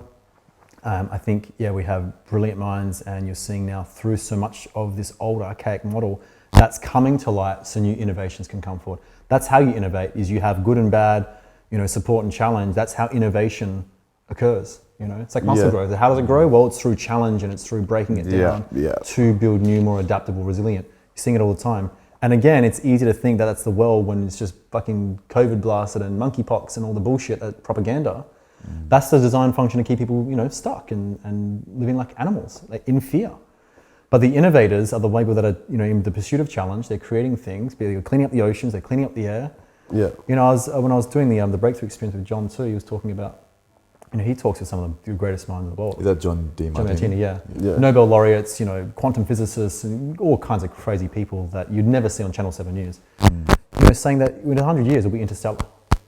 So within our lifetime, we'll be looking interstellar. That's quite a short time. Short time. But it's a bit like the Mars thing, that people didn't think we'd get to Mars till like 2040 or something, Assuming this is all true, by the way. Yes. So it's like we're surprising ourselves through the speed at which we're able to do things. Yeah. And I think that's not going to slow down, because again, information, it's moving towards more efficiency, not inefficiency. Yeah. Yes, there's more information. That's why discernment and extrapolating of data is important, and knowing your own inner truth and stuff like that. But we have more innovation, more brilliant minds, and we are evolving. It's easy to just to think, oh, we're going back with this and that. Look, we just got to get with the times. You came to this earth in this point in time. If you want to live like a tribeman, go to a past life 5,000 years ago and go live out in the hut. Now, I love that life too, by the way. I can't wait to have my own sort of like block of land and just do the easy life and the farming. But the reality is the world is technologically evolving, and we're going to need more eventually to inhabit than just one planet. I mean, how celestial do you want to go? We have an entire universe. It's like, how big could we go? If you showed someone a smartphone even 100 years ago, they'd think you'd be a fucking witch. Yeah, literally. And we're just like, it's just a smart. They'd probably kill. I'm just scrolling Instagram again to see someone like doing an eating challenge. Do you know what I mean? But to the average person, even 50 years ago, they'd be like, what the fuck is this? Everything we use today will be outdated. Everything, Which is also wild to think about. Wild. Yeah, it's wild. But even think about like the oldest person that's living today, 100 years. I mean, that's 1920, just post World War I, what they would have seen. We're going to see probably the exact same thing, but telescoped, Yeah. It's going to have this, almost like this, like what I feel like it's like this inflection point where you're just going to see revolutions in each lifetime. Yeah. Constant. Something will just birth and boom, boom, boom, boom. Yeah, even for us, I think we've seen some pretty crazy stuff. We've seen like, we've got to see the internet, smartphones, and we've got to see what else? HD TVs and cameras, Even social all in the media, same lifetime. Yep. Which to me is massive. Like you think about our grandparents, like our grandparents would never experience any of that stuff in the same lifetime. You've seen those drones now, you've seen those flying machines. Yeah. You got fucking rockets from Elon Musk that are like taking off and landing back again. Like you got some cool shit. Yeah, you got some crazy cool shit. Even like It's a nuts. Zoom meeting. You're talking to someone in France, Ukraine, Russia, like China, all at the same All at the same time, instantaneously. yeah. I mean, that's insane. Yeah, and it's like if you value traditional living, which again is like a big staple of mine, then go do that. And how can you integrate it? If you're choosing to live in Western society, you can't project what you want in that society. It's a collective society. It's an amalgamation of all minds and all beings. And if you want to make a difference, then go make a difference. That's how you influence, is by being the change. You exemplify the change you want to see. I want to see the health and wellness model change. I mean, Australian statistics are sometimes hard to find, but US's are pretty easy. Only 5% of the US would be considered in optimal health. That's 70% are basically in sub-health, and the rest, which is 25%, are chronically ill. Even like 40% of the whole world is on one medication. One medication, there you go, yeah. Yeah, or at least one medication. And I think there was no, I think it was 60% of the world was on at least one medication, Yep. and there was a 40% on two medications or more, Yeah. which is crazy. Nuts. Wow, yeah. Crazy. So it's like, that's probably being needed to show the ill effects of the Industrial Revolution and having quick access to agriculture and foods. Like, how quick is it? You can pull out your phone. I can have access to drugs, food, and porn in an instant. The three things that would keep a man lazy, Yeah. and just banging his head against the wall and feeling uninspired and weaken him. But that's people say, oh, the system's doing all that. That's weak. You're allowing them to do it. If you want to make a change in the world, exemplify the difference. That's true. Well, Do I you think know what I mean? the system in a way is us. People complain about politicians and all these different people, but it comes from us, what we feed into. Even the big businesses, they wouldn't survive unless we were giving them the money every day. Absolutely. Yeah. So it's just like, they're just a reflection of what we allow. Absolutely. It's like, what does Tony Robbins say? What you tolerate is what you get. Yeah. And if you don't empower an area of your life, someone else will overpower it. Big business, someone else, a family member, any area you're not empowering and from within, you will be overpowered. What do you think is one of the ways that you could change your state, not always quickly or as efficiently, to go from doubt, fear into power and action? Some quick tools. Yeah. Don't try to solve it with thoughts. It's Albert Einstein's quote, you can't solve a problem at the level of consciousness it was created. So if you're running into a something, don't try to solve it with the something, because that's like banging your head against the wall. Yeah. First of all, again, breath. Most people, I would say that's the most valuable thing. One, because it's free. Two, it's instantaneous. You could do it anywhere. A little bit of anxiety here, breathe. I'm at the office, can't move anywhere, breathe. I even had some experiences after the weekend I did with DeMartini, and then I had a whole bunch of shit because I was with him for 20-something hours. I had all these emails, had all this work ahead of me. It was Monday morning. I hadn't had a lot of sleep. And I thought, fuck. And I just felt this like overwhelm. And I hadn't felt that for quite a while because I'm usually pretty like structured in my capacity for everything. And so I'm at the laptop and I was just feeling this feeling. So that's another thing, probably step number 2 is feel your feelings, give yourself permission to feel. But I just came to the couch, I laid down, I connected with my breath and I regulated my body, regulated my being. And I use probably the breath more instantaneously because that's the easiest way to bring coherence to the body and to the mind. Then once you can just give yourself permission to feel your fear or feel your anger or feel your anxieties or whatever sensations are arising in the body, which by breathing and breathing deeply into your belly will probably calm down half of it, if not more. Then you can get back into the mind and start asking questions. Why is this here? What am I afraid of? Where am I perception? How am I perceiving this thing? Again, perceptions create reality. So if I have some sort of massive fear, I'm assuming that what I'm about to go into has more disadvantages and more threat than it does advantages and gain. So maybe I'm falsely perceiving this thing in front of me and I'm not considering actually all the upsides, which would neutralize a lot of the fear. Yeah. So again, asking quality questions is really a design function to help balance out your orientation. Because usually when we have these big emotional volatilities or these big symptoms of fear and anxiety, we're deluded in our perceptions. We're not seeing or thinking or feeling clearly. We actually have something that's lopsided, or it could be a past perception that's coming into the present that's driving your current perception. So I would say those 2 things is 1, get into your body and breathe and give yourself permission to feel, because again, most people are dissociating or running, and then they're trying to figure out the problems in their head, which just never works. Or very rarely. But then once you feel more in your body and a bit more regulated, a bit more coherent here in the now, then just start asking questions and be curious. Because if you make statements, it uses a very particular part of the brain. If you ask questions, it opens up completely different parts of the brain. Yeah. When you're curious about something, going, why is this here? You access parts of your being or your mind that you wouldn't otherwise access if it was just, oh, this is happening, and I need to do this, and then we try to control and get into those animal survival states. That's probably not going to help serve you. We want to play at a higher level, so you solve the problem, quote unquote, at a new level of consciousness or a more evolved and expanded way. Yeah, and how do you structure those questions to have the most amount of benefit in your mind? Because I'm assuming you're asking yourself these questions, but it's kind of like if you're asking yourself a negative question, your brain's going to give you a negative answer. So if you're asking yourself a positive question, it's going to give you a positive answer. So how would you personally structure that question to give you the most amount of benefit? Yeah, great question.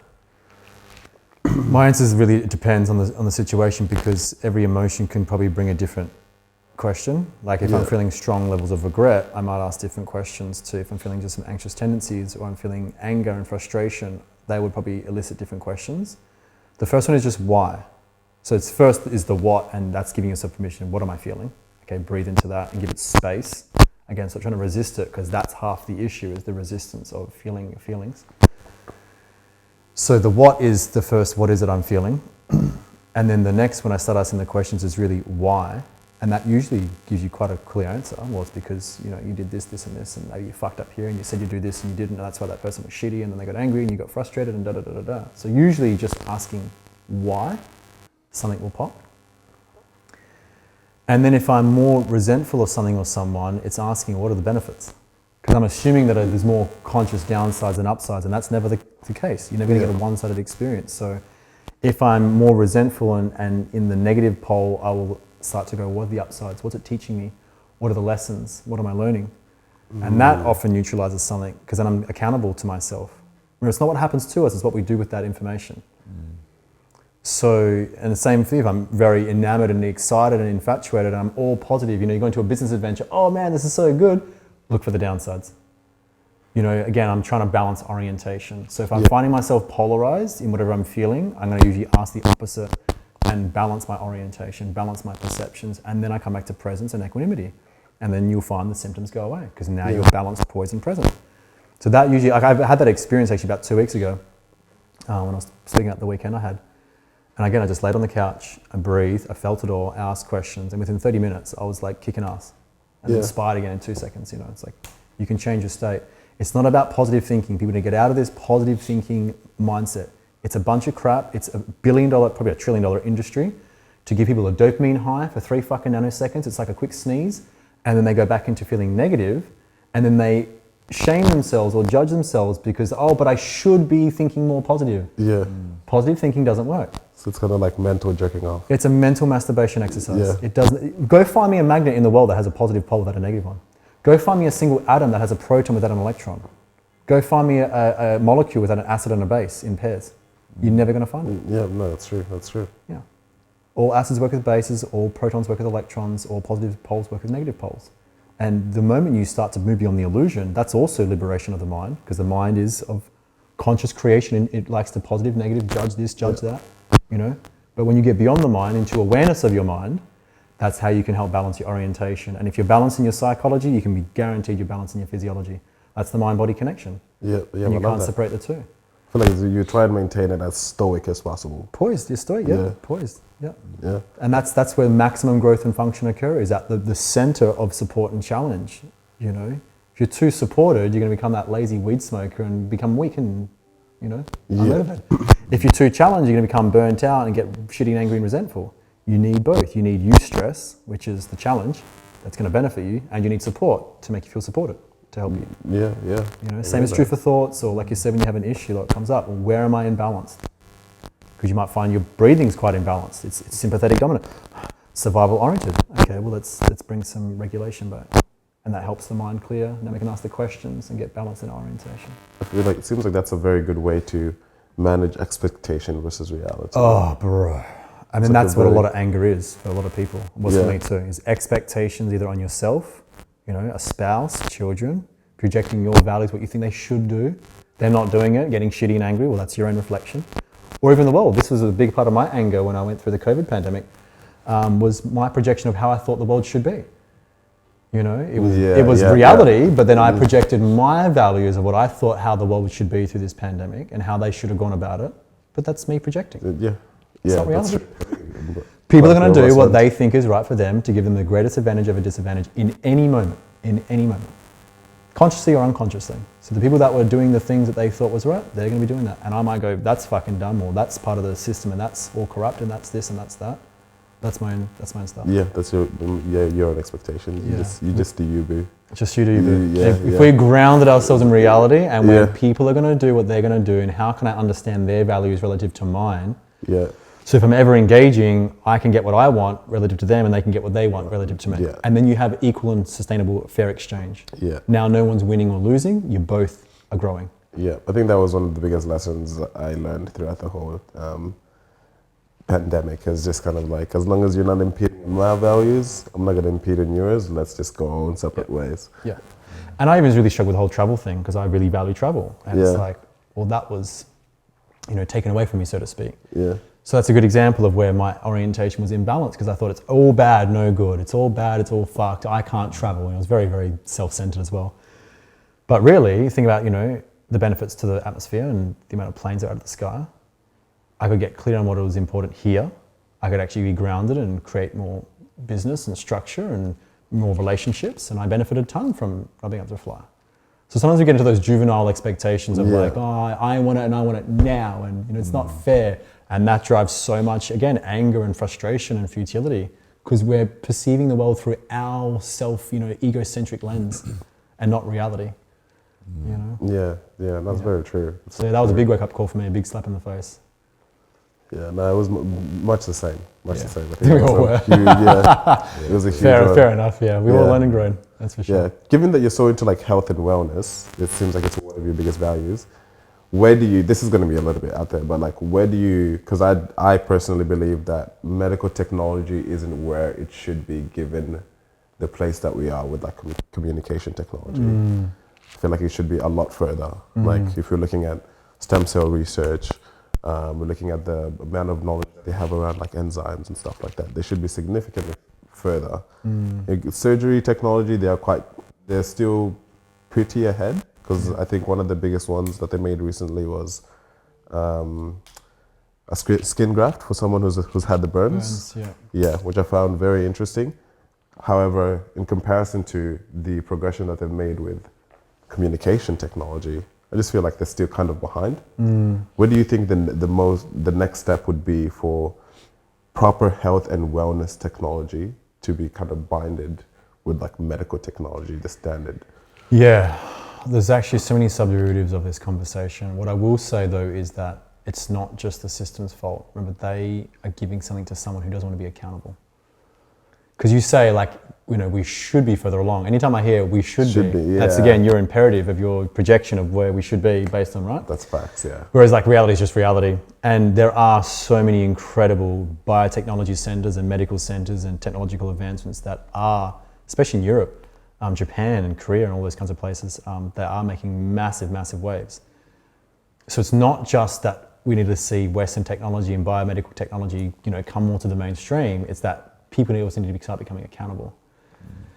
And it costs a lot of money. I mean, even just do a randomized controlled trial, which costs someone $100,000. Well, unless you're a pharmaceutical company, unless you're some sort of humanitarian philanthropist, like where the hell are you going to get $100,000 cash for one study? Yeah. So the other is just, and we're probably also looking at it from a very celestial point of view, which is like, oh, come on, hurry up. But it's like, actually at the level of Earth, it's probably happening quite quickly. Yeah. It's just like, come on, hurry up, go faster, work, Yeah. We should come tomorrow today. Poke it with the stick. So it's like we as a collective need to start taking massive responsibility. And I think again, big tech, or not so much big tech, but certainly big pharma and big industry have shone a light on people's divorcing from their own responsibility. That's been the perfect counterpart to show the level of very true, actually. accountability people are not taking. But now you're seeing a massive flip. I mean, I'm also probably filtering for it because it's obviously my value, but I see when I open my phone the health and wellness Instagram pages and I read the articles and I'm reading some studies or I'm reading research on what is happening in that area. And there's a huge amount of change. It's actually enormous. It's just, it's going to take time. And we're so used to seeing it the way it was, that also takes time for our perception to slowly change. But the new earth is still going to be, I see it as the integration. That's one thing I would love is kind of in my time before I die, is more of an integration. Where universities even a change. I don't see myself going down that path because that's going to take an incredible amount of manpower and influence. But all doctors should have at least 6 months in nutrition sciences, at least minimum 6 months nutrition sciences. That's my personal opinion. Yeah, so I don't project that, right? But I think that's a fair call to make based on the fact that these people want to. I ask every doctor, why do you want to become a doctor? And they will say, I wanted to help my patients. Okay. You want to be as efficient and as proficient and as effective as possible, you should probably look at their nutrition, and then lifestyle orientation. That should probably be another 6 months, integrative care and working on the pillars of their health. So they ensure that they're encouraging their patients who might not have otherwise gone out like myself or like you to go take responsibility, They can solely take responsibility by having someone support them in that process. But that's, as you know, that's directly in influence, or sorry, directly in contradiction, I should say, to the big CEOs that want to make billions of dollars. They're looking at shareholders that need to ensure that they're serving their shareholders. Everyone's playing their part to serve someone or something or some agenda or some value. So it is changing, but it's probably going to take, again, the collapse of this society, the emergence of a new. It's not going to come by solving the current problem.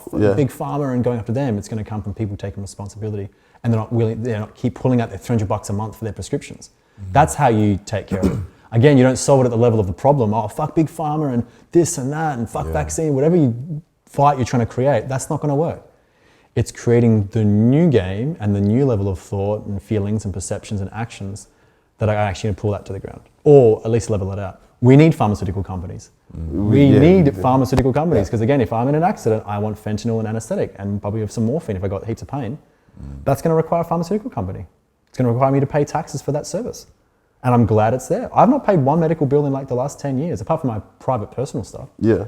I've easily, I would say, $500,000 of resources had I needed to pay for that. So thank God we pay taxes and have a system where pharmaceuticals and hospitals are there to support people when they need it. Also very important. Yeah. Now, this is again the new earth, the new game, had I had the education and had I had a doctor tell me about the importance, or a healer or something more integrative, I would likely not have needed that. But it was there because that's how I was living my life. Yeah. So again, it's all there and it's all perfect until we keep rising up, so to speak, and evolving in our ways of being, where that wouldn't be needed. Yeah. Yeah. And hopefully you see the numbers start to come down, the rate of type 2 diabetes and cancer and this and that. War and terrorism, all these murder, all these things, they are look, they're horrible, obviously, in and of itself. But they're the tiniest things. The cancers, the heart diseases, the diabetes, all the health issues right now are the biggest burden. It's a multi-trillion-dollar industry. And it's like, how can we turn the noise down? How can we turn the dimmer switch down? Because if people were healthy, they would need their insulin. People more healthy, they would need their, bypass surgery. Taking up all those resources that we just don't need. How do we have preventative and integrative care? A true healthcare, not sick care prevention or sick care management. Similarly, this is something that it would either start when you're really young in high school, or it just starts at home. Absolutely. Yeah, it would just start at home. Well, I mean, did you ever learn to breathe in school or meditate or No, not eat at all. Or, no? It was just linear parabolas and a bit of science here and a bit of English lit there. I feel like I didn't even learn how to learn at school. Legit. That's legit. true, because that's what Dr. Kaufman says is, or Dr. Cowan, when you go to medical school, you're not told how to think. You're not taught how to think. You're told what to think. And so the free thinkers, the people that are a bit more fringe and a bit more spiritually immune and aware, they're the ones that question the status quo. Again, in context. You need to know immunology and pathology and how to prescribe, But if you're not taught how to problem solve and how to look at a human being and how to listen to them, how to hear what their body's saying, what their language is telling them, what the symptoms of their face and their body are telling them, then your capacity to help is limited. 100%. Yeah. Yeah. That's quite interesting because I think I was reading a book. It was a book by Johann Noble. Not Sapiens. He wrote another book, and he was talking about how in the medical industry, the easiest people would be to replace are doctors, because effectively, what a doctor does is you're going to tell him the symptoms, and he's just going to give you cut, burn, or poison. Yeah. Yep. Whereas if it's a nurse is going to come, it's going to look at you, you're going to have a chat, it's going to build an emotional connection, you're going to feel comfortable. She's going to take your blood, she's going to do this, she's going to do that. She actually has to be there physically, where a doctor really doesn't. So it's technically, they'd probably be able to create like a huge database that'll cross-reference the symptoms that the nurse says, and it's going to give you an easy diagnosis. There you go. Because it'd be the easiest to replace a doctor. There you go. Versus a nurse, you can't replace that. You can't replace that. No. It's that human touch. Yep. So that's actually quite interesting. About that. Interesting perspective. Yeah.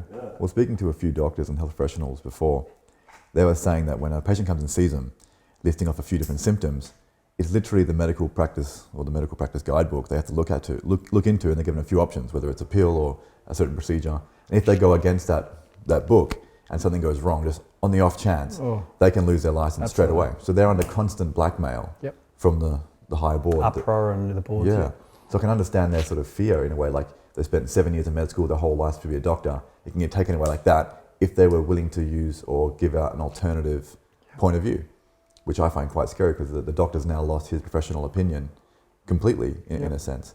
Where one guy on the podcast, a psychologist as well, when this whole thing came out, he got a letter from, I think it was APRA. Yeah. They're saying that if you were to advise against the government mandates or the government point of view, you will actually lose your practicing license. Yeah. Straight away.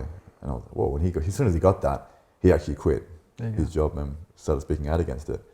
But it's almost like, well, the whole entire planet was under blackmail. By the balls. Yeah. But again, it's like that's almost needed. Yeah, to show you. yeah. I think it was one of those things that is needed. Yeah. Yeah, I heard you mention a new Earth, and I just wanted to ask you, like, what is the ideal new Earth that you're kind of that you have in your mind? I mean, it's almost a misnomer because it's like the Earth is still always the Earth. It's not really a new Earth, but I get what you mean. Yeah. Like, it's just openings and evolution, right? Because you're never going to take away the two poles. There's always going to be peace and war, positive, negative, good and bad, pro-abortion, anti-abortion, pro-vaccine, anti-vaccine. You're always going to have the two poles. You're always going to have a set of values that contradicts another set of values. Yeah. And again, through that actually comes innovation. So when I say the new Earth, it's really the spawning of what is innovated through this collapse, whether it's the monetary system and more decentralization and people having more independence with their finances, Web 3.0, some more usability, people can actually earn money by not having to have a job or go to work at some big bank or some big business. People might become more entrepreneurial spirited, which you're seeing obviously a huge influx of, people becoming more brand oriented for themselves and self-sustainable, self-sufficient. You are seeing people that are leaving Western societies that, I mean, I think it was like 600,000 people even left Victoria because of the shutdowns. Yeah, that was crazy number, That's bro. a crazy number. And a percentage of those people just literally left the fucking urban jungle and went off to now live on the lands. You're seeing new estates being built and new, farms and all kinds of things that are happening through this collapse. So the new one, I think, is when you're going to see kind of there won't be any day, time or point, because again, it's all unfolding. But I mostly see it as when you have stability in or just a new model of finance. Yeah. I think we're going to keep the fiat for a while. It's either going to maybe go to the digital dollar completely. I'm not too sure. Again, different experts are saying different things. I have no doubt in my mind China will take more of the leading role. That was just programmed to happen. And if we're speaking specifically to my own value, again, the health and wellness thing, it's just improving the markers of disease. Yeah. But it has to come through education and accountability and people wanting to have better for their life, but have access to, I won't say the right information because that's a very, very like deterministic term, but like more optimal information. Yeah. Because people are craving it. They want to start finding out answers, but sometimes also with this amount of information, it creates choice anxiety. Yeah, it does. Oh, eggs are good, eggs are bad. Coffee's good, coffee's bad. This is good, I should do it. And people have so much information, they don't know what to do with it. And that's also where they've lost their inner voice. This is why I want to create a platform for people to start listening to their own inner voice. Yes, rely on information and learn how to correlate and extrapolate data so you can see what cross references and what's probably an outlier and anomaly. And then how do you integrate that into what feels true for you, finding your own voice. But that's how I see the new Earth, is people just taking way more accountability for themselves, way more responsibility. I'd love to see a more integrated world where, and I know there are centers now where you're seeing, like, for example, there's a holistic pharmacy in Fremantle. Oh, really? Yeah, Nourish Health, we actually stock cacao there. So it's like, you can still get a drug if you absolutely need it, and then you can go buy some ashwagandha. Yeah. More integrated centers, hospitals that actually start, again, this is probably not where I'm going down in terms of how I'd love to have influence, but hospitals that serve more organic foods or more juices and maybe have some herbs and tinctures and a herbalist there or some sort of integrated care, Yeah, like with go for it. Like having a pharmacist and what's naturopath in the same place, that would be amazing. Yeah. And giving people the options. Yeah. If you want pharmaceutical drugs, expect the result fast. Like, that's the power of them, but it comes with side effects. Yeah. It's a take and give.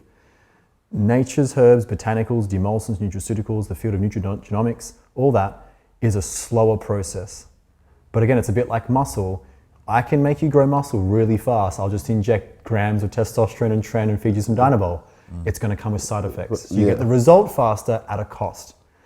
But if I That's a take you very under my good wing analogy. for a year and I train you intelligently with progressive overload, and we use micro, meso, macro cycles and eat enough protein and sleep, and you maximize every outlet that you could, you're going to gain muscle and burn body fat and feel great and have these gynecomastia or water retention or roid rage or something, you know? Yeah.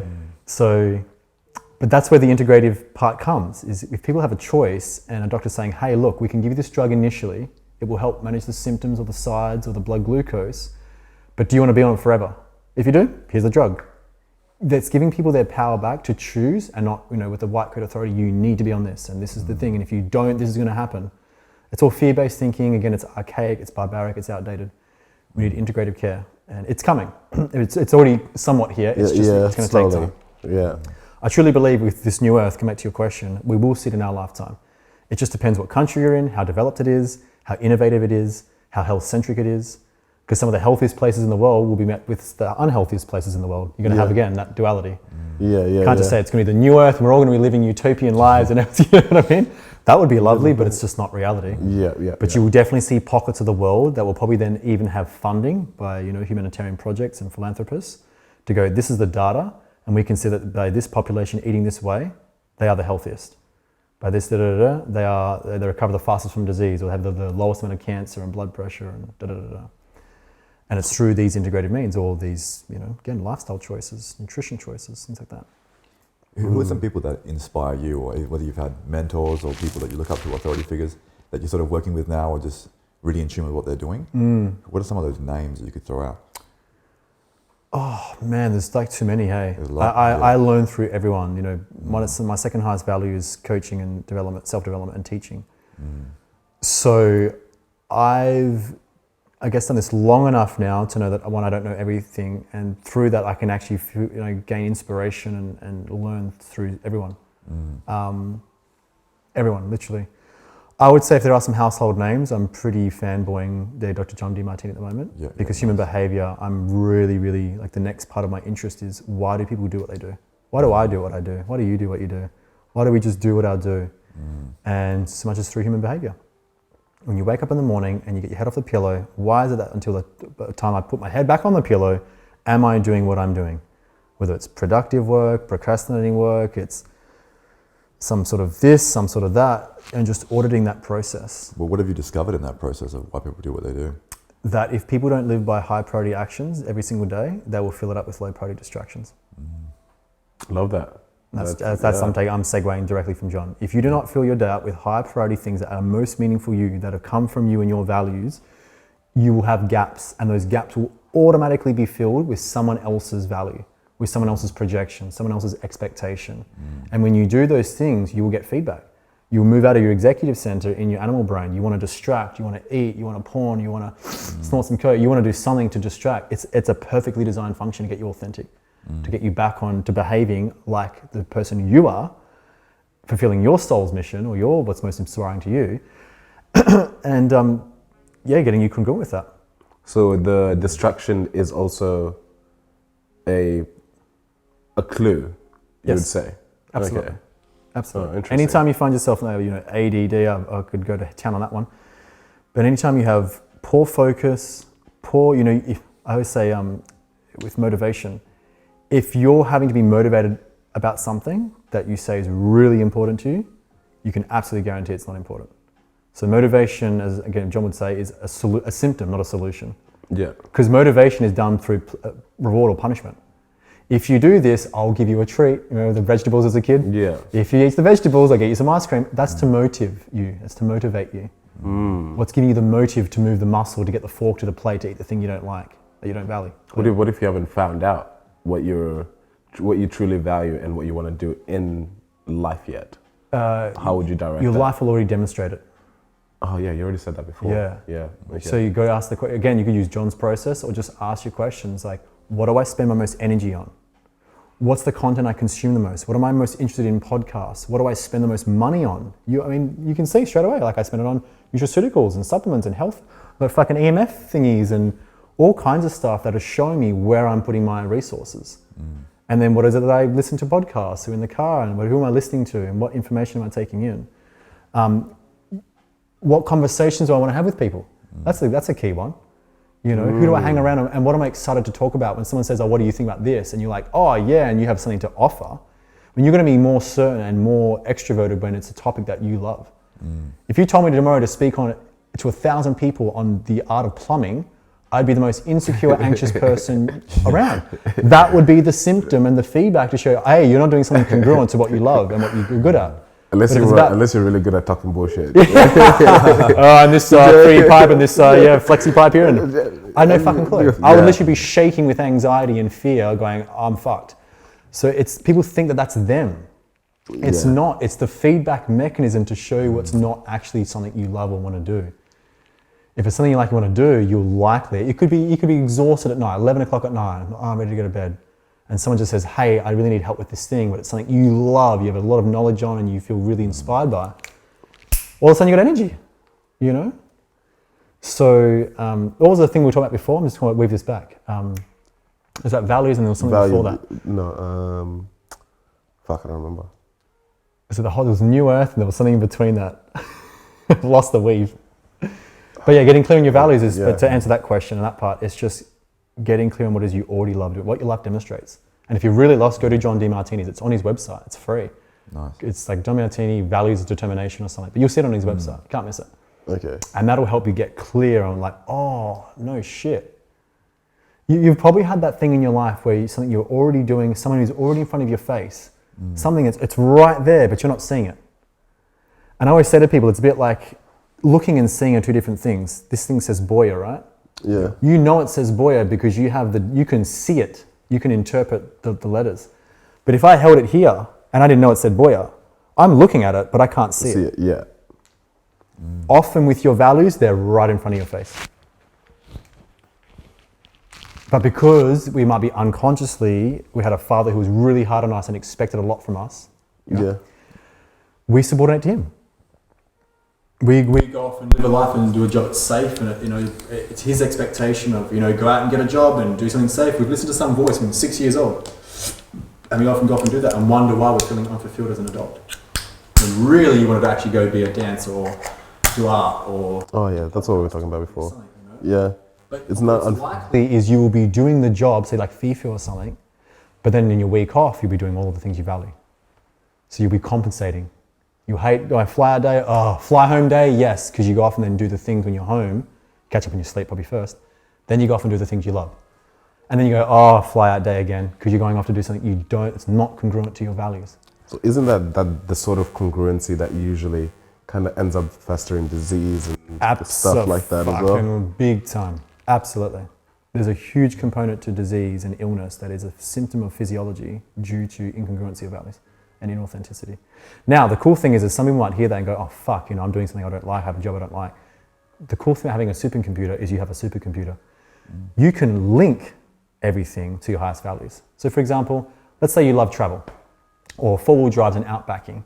And just maybe adventure or outbacking is your highest value. You've loved camping since you were a kid. You have photos of four-wheel drives everywhere. It'll tell you. You spent $100,000 on your four-wheel drive and all your lift kit and your suspension and bull bar. You clearly value four-wheel driving and adventuring, right? Yeah. But you work FIFO and you don't really like that. So what you do is you go, well, how does me working at FIFO serve that? And you create links. It's like a train. You could have the first carriage take off, but if you put just literally the links in them, the whole train takes off. So the same is true. You might say, well, it gives me great financial income. And then I got to go buy my things. And then because of that, I can go adventure. Oh, there's one link. Go do another one and do another one and create 40, 50, 100 links as how is what I do that might not fully serve me right in this moment is actually serving me. Because then you don't have just dots and you don't have scattered brain. You actually have an internet, you have a whole web and you've weaved the tapestry, so to speak, to see how everything I do in my life is for my highest values.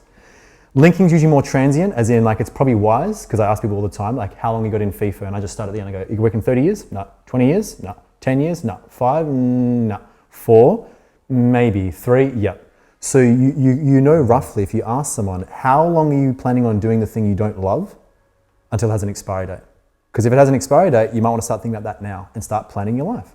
If you want a great life, the best way to do that is to design it. You know, if you say, I want self-mastery, well, the idea the road to self-mastery is through design, not duty. Yeah. What's the first step that you take if you're too afraid to jump into that self-mastery? let's say you're a baby, you have no idea. You know, like even like the idea of like crawling or like even like getting into your like feet to take the first step scares you. What advice would you give someone? Well, I want to come back to the baby example. You bring up a really beautiful point. Everything is an evolution, right? And you can't skip steps. We've all had that experience where we try to be more than we're not. I've done it, I'm sure you've done it. You've tried to be 2 steps ahead and it kicks your ass. It always pulls you back. So a baby can't write a PhD.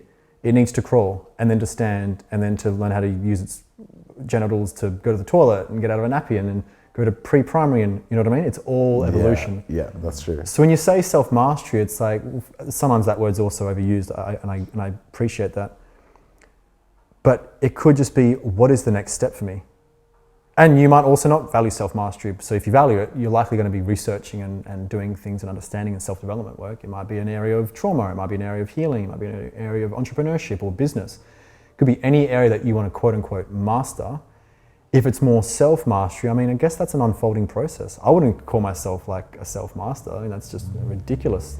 You know what I mean? Like I'm interested in it and I'm always looking to develop and grow and evolve and unfold. So I guess, to really answer your question directly is like just what's in front of me.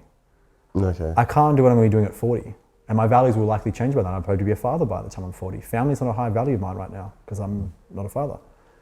So for me, self-mastery comes into who am I today and what's next, to then just triple down on what's next. Have the vision, sure, because that's important, but what's next? Because then I can actually orient my energy and my resources to those things and not scatterbrain around and then wonder why my life's feeling this and that and the other, and then living more by duty than design. Okay. And if you, let's say, how far do you have your vision? Is it like 5 or 10 years? For me, it looks about 8 to 10 years. 10 years? Yeah. I could probably have some vague things of me in my like 40s and 50s, but they're so far away that I don't want to actually expand my energy to that. Yeah. And how do you orient your direction to viewing that vision in 8 to 10 years while still being present and not letting that vision of the grandiose overwhelm you at that moment? Yeah, great question. I guess it's a bit like a house. You know, the most simple example is like a house takes on average about a year to build, would you say? Here in Australia? A bit of a slow workers. China, I think it'd take about a week. Oh yeah, dude. 8 days. What do they do, a hospital in? Yeah. Should I go to a house in, definitely a couple of days. So it's like that. It's like you don't start worrying about the roof tiles. Or, I mean, in the architectural design phase, sure. But in terms of the build, it's a 1-year vision. So if you've made that 10 years in your mind's eye, but then look, so 1 month would be like 1/12 of the year. It's like 1 year would be like, well, just under would be 1/12. So it's like you first start with, just like leveling out the ground and then the slab and then the bricks. You know the roof's going on, but you're not putting any energy into invoicing and ordering the tiles. There's a sequential time for it. Now, it's not like I have everything in my vision to the T, like to the book. I want to be pretty clear. Yeah, because some things are going to go wrong. Yeah, absolutely. You're going to have delays in the garage. Absolutely. And that actually is about balanced orientation, because the fantasy would be like, oh, like my vision and my dream is going to be all perfect and flowy and things are just going to come to me. Like that's just complete bullshit delusion. It's going to be, these are all the things that I want and would receive that I'm appreciating and loving. These are the things that could go wrong. How would I solve that in advance? What fires might need to be put out? What challenges and objections would I come up against? Then I'm prepared. And that's probably the biggest thing, is preparation is what it gives me. Yeah. You're not just going in then every day. There's a vision and a kind of an end goal of what I know and see and feel and love. And I was even meditating last night and literally going tears of like gratitude, going like, this is what I would love. I'd go there every day. Is then reverse engineering that process. Yeah. And who was it that said it? There's another expression. It goes something like, when the why is big enough, the house take care of themselves. And I just know my why is big enough. Okay, yeah. So the how am I going to get the funding for a $20 million health center? I don't know, but I know it's going to happen. How am I going to get this? I don't know, but it's going to happen. How? Well, meet the right people, have the right conversations, or speak to someone who knows someone who knows someone. Anything that's required solving has always been solved, relatively speaking. Yeah. You know, but if you apply your mind and your resources, your energy to something that you truly love, you will move it. Because it's that attitude of like, no matter what happens, I will do this. When I was dedicated to my bodybuilding, I was dedicated to coming first. No one does a show going, on this treadmill and eating this tuna and broccoli to come third. Yeah, You know? that's true. Yeah, Everyone knows when they goes against Usain Bolt that they're racing against the fastest fucking person, but they're not. They're going for gold. They're training to win, and nothing, not even Usain Bolt's going to get in their way. Relative to what happens is out of their control. They can only focus on themselves. So relative to what happens in my vision, it's out of my control in one sense, but I can be prepared. I can objectively view it, and I can start asking what are the daily action steps to add a brick a day, add a brick a day, add a brick a day, and slowly again. You know, I used to just buy in so much to the instant gratification. yeah. I'm sure you have too. Oh yeah. Oh yeah. Which is again a design function of the animal brain, the amygdala. It's the desire center. It wants instant gratification. It wants to go seek pleasure, avoid pain. Which is seek the prey and eat it for sustenance, which is anabolic, and avoid the predator because it would eat you and you would die, and that's catabolic. Yeah. So it wants immediate gratification and it wants to seek pleasure and avoid pain. That's how you will also know. Am I just consistently looking for quick fixes, quick hits, this quick this and that? When you start to play the longer, slower game, and I'm only truly now appreciating that, the slower I can go, the better.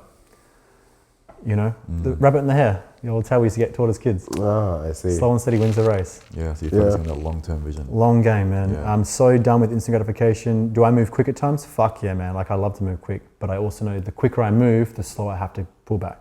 If I play in a game moving at one speed, I want to ensure that I'm balancing with something else. But again, there might be a time and place for that. That's the adaptability and the pliability you might have, say, to your nervous system and your mind and your muscles, that you can push that bit, but then I also want to recover because that's going to bring me back to center.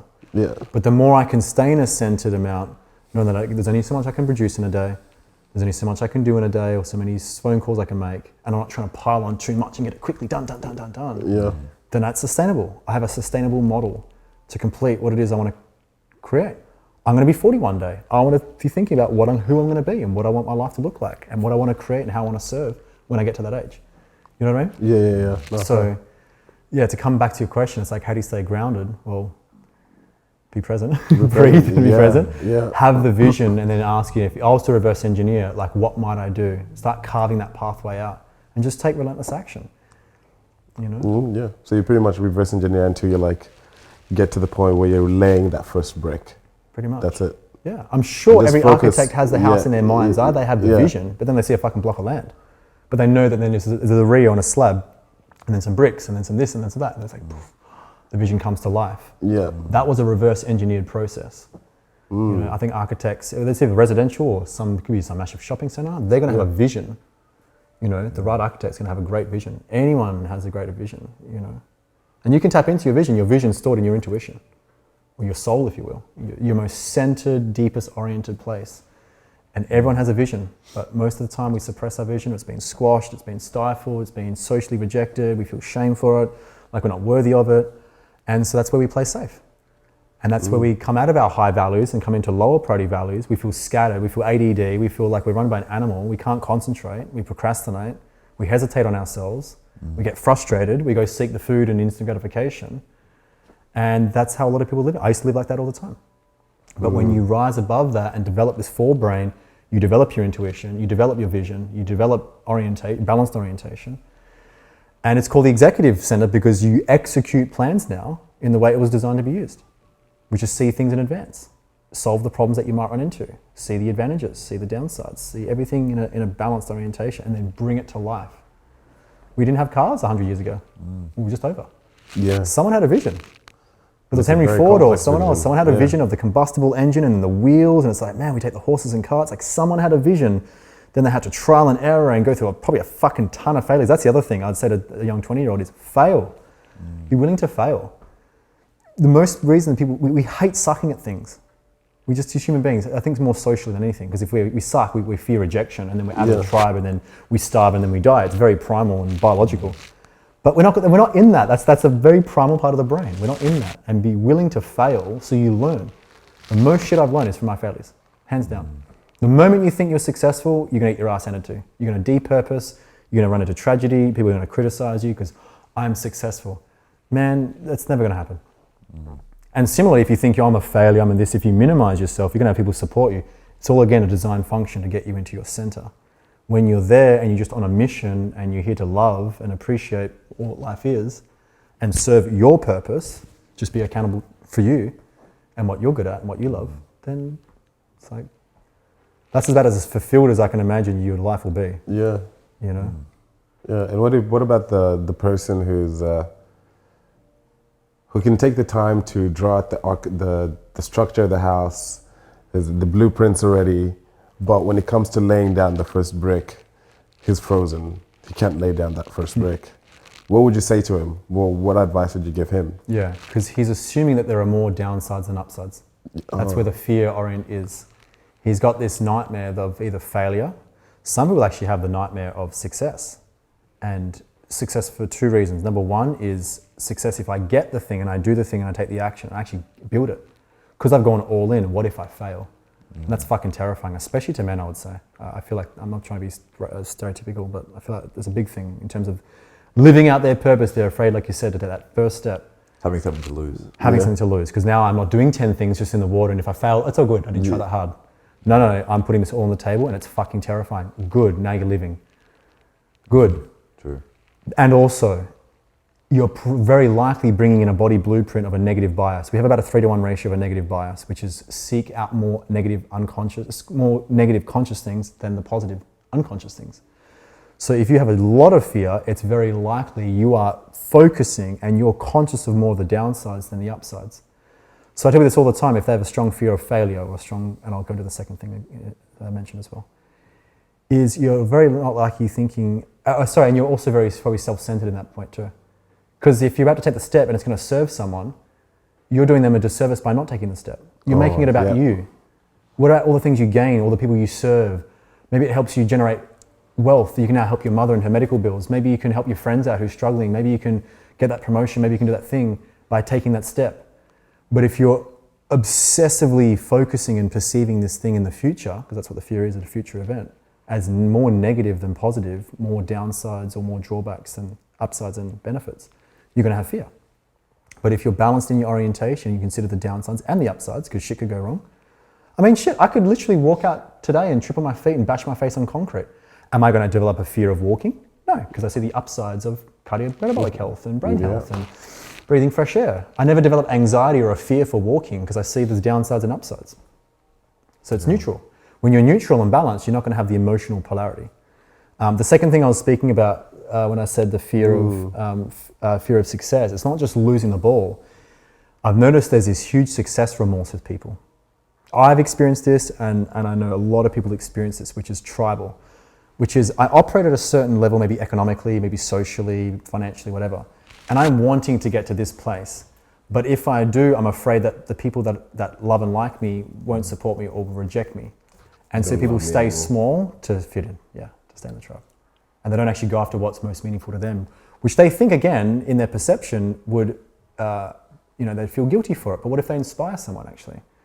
What if the people were meant to be in that circle for X amount of years, but then they're actually supposed to outgrow them to meet new people that would serve their values and their mission?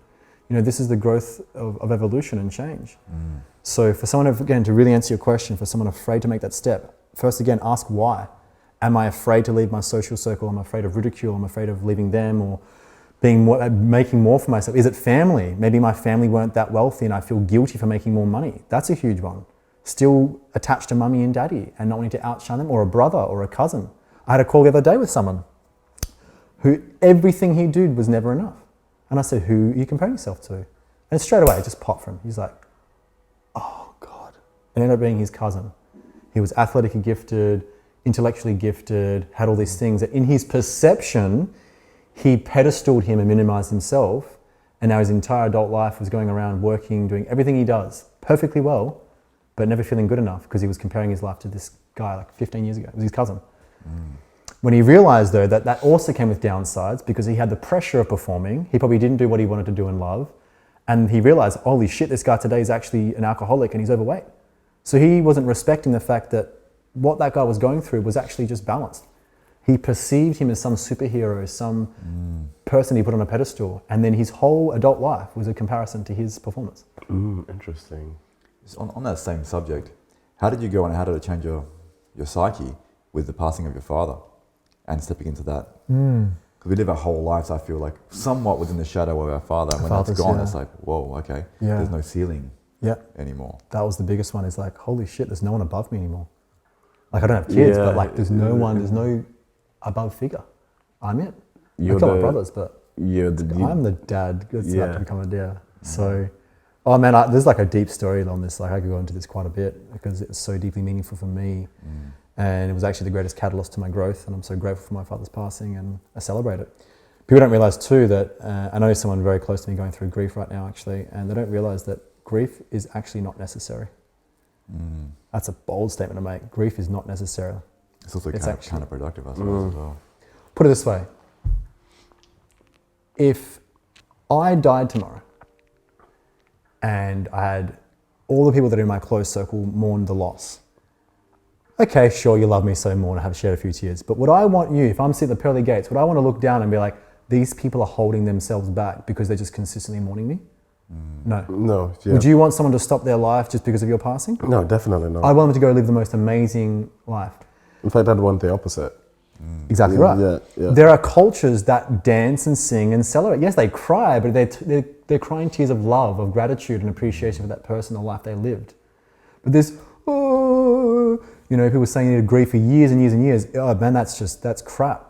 That's going to hold you back, and you'll be doing a disservice. And usually, a reframe to that person is mostly wakes them up. Would you want that person that you lost, if they died and you, if you died and they lived, would you want them to grieve for 2 years? No. So why are you doing it?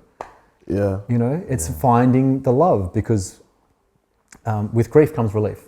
Yeah. That's actually its counterpart. Yeah. There were things I was grieving about my father, but also things I was relieved. Yeah. So if I combine those two, I just have love and appreciation. To answer your question more kind of directly, I'll keep it semi-short, it was just a huge realization of the lack of rites of passage that I had into manhood. Where I still had these little boy aspects. I might have been a 8-year-old adult, but there were aspects that still felt like a little boy. Can we have aspects? We like to think that this is me, and it's just that we speak in absolutes. But if you actually dissect your being into aspects, it's far easier to see the parts of you that are driving something, as opposed to going, I'm driving it. No, it's just maybe a thought, a perception, an aspect. And for me, it was recognizing where the little boy was just so still terrified. Terrified to step up, to step forward, to lead, to create. It highlighted so much about my relationships and the dynamics I had in my relationships, intimate and also friendships. It highlighted so much of where I wasn't stepping forward as a leader in business. It just revealed so much. It was actually about a 2-year process, 3-year really, through basically taking myself through my own rites of passage. So initially, there was some grief, and then I think I buried some of it. I didn't really know how to fully process it. And when enough stagnancy and kind of symptoms of, feeling like I was banging my head against the wall were coming about, I was going, okay, there's probably something in here. I'll probably dive in. And at that point, to move that forward, I'd done like so much breath work and so much like work that I had to do. You have to breathe. Yeah. I was like, man, I'm just ready to really just sit some plant medicine, hey? Yeah. I just want someone to take care of me, or I want to utilize a tool. And I hadn't sat for a long time, so I actually had the like space. a big reset, you felt. I didn't mean a reset, like an opening, Yeah. Okay. Yeah, reset in one way, but more of just an expansion, Yeah. It's like running's great, but you know what's even better? Putting on a fucking pair of Nikes. So it's like, it's great working out yourself. You know what can really help? Some plant medicine sometimes. It's just a tool. Yeah. And for me, it's like, as soon as I set that intention, I had a buddy message me the next day. It's Theo actually. Oh, nice. Yeah. And he's like, yo, Eli's, Douglas, one of the guys, he was like, Eli, one of his buddies was serving San Pedro in the teepee. So that was like the first medicine that I'd sat over a year ago now, and that just revealed so much to me. And I had thought I'd really released my father's spirit upon his death through just a couple of moments that were really special to me. But that was actually the moment we were in the teepee, it was like 20 guys, we had a fire, and I just remember like literally letting that, my little aspect of my little boy and my father's spirit like fully to let go within my own mind's eye, and to release him, to like liberate him, and to liberate myself from that attachment. And that really, helped me step into manhood. Did you feel like that bond, or maybe that grief that you were holding was also holding him nearer to you in a sense? So you were both sort of captive? Yeah. Working through it together? Yeah, in one way. And also I think grieving this idea that I was losing what I never got. Not realizing that what I didn't get was what I now gain. Okay, yeah. Everything that I thought was a lack, and that he should have done this and he should have done that, was actually what's given me the catalyst to do it now. And if it had not been for that, I wouldn't be doing what I'm doing now, and wouldn't be where I'm at right now. Again, it's finding downsides in upsides and upsides in downsides and leveling the playing field so you can love and appreciate the man he was, because he was a fucking brilliant man. And I can actually hold him in my heart now and not my head, because that's where also a lot of the suffering comes, is we have these perceptions and then we have rumination of thought. Grief is one of those. I've lost this, I've lost. But then we don't consider, what have you gained? Who have you gained? Who's emerged in your life now to fill the space of the person you grieve? Maybe it's you. So there's all these hidden orders to death that a lot of people, if they don't see, which I definitely didn't for years, will benefit their life. 100%. Yeah, I think that quote, every adversity has a seed of equal or greater benefit. Yeah. As soon as you find it, it's just like, wow, things just open up. Absolutely. You can take the deepest of tragedies. I mean, look at Viktor Frankl. This is a Holocaust survivor, and he pioneered logotherapy. People want to victimize themselves either through grief and loss or through some sort of traumatic event, and I get it. We're not invalidating it. We are validating the painful, the downside, but also now we want to balance that orientation and bring it back to love. All suffering is through perceptions. Some of the greatest, teachers in Buddhism and people that have achieved moksha and enlightenment, they'll tell you the same thing. Every moment is birthed out of love. If it exists, it's birthed out of God, if you're universe, And we can either sit around, again, if it's a grief and loss of someone, or it's a traumatic event or blunt force trauma, and victimize ourselves and stay stuck reenacting the story.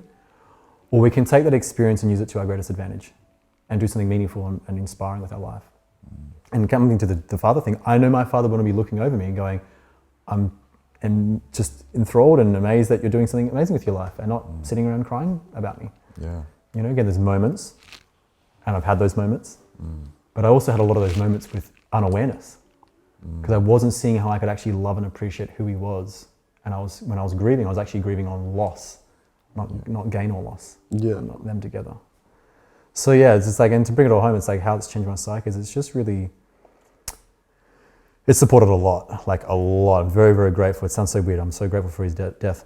I mean, but again, there are cultures that, like I said, that celebrate and sing, Death is as sacred as birth is, and we don't go, oh, the birth and oh, the death. It's just, wow, both love a celebration. Birth. Wow, love 100%. death. Yeah. Appreciating both as a natural inclination of life. 100%. Yeah. And it's been the greatest catalyst to support growing into a man and growing up, really, and stepping forward into more of who I am, and my capacity to also help myself and other people. Yeah. So, yeah. I think it's Jordan Peterson that says your transition into a man is when your father dies, or something along those lines. Something along those lines, yeah. A few people have said that. Yeah. Beautiful. Yeah. I reckon that's a wrap. That's a wrap. That's a wrap. Yeah. Beautiful. Thanks so much. Thank you, dude. That was amazing. Appreciate it.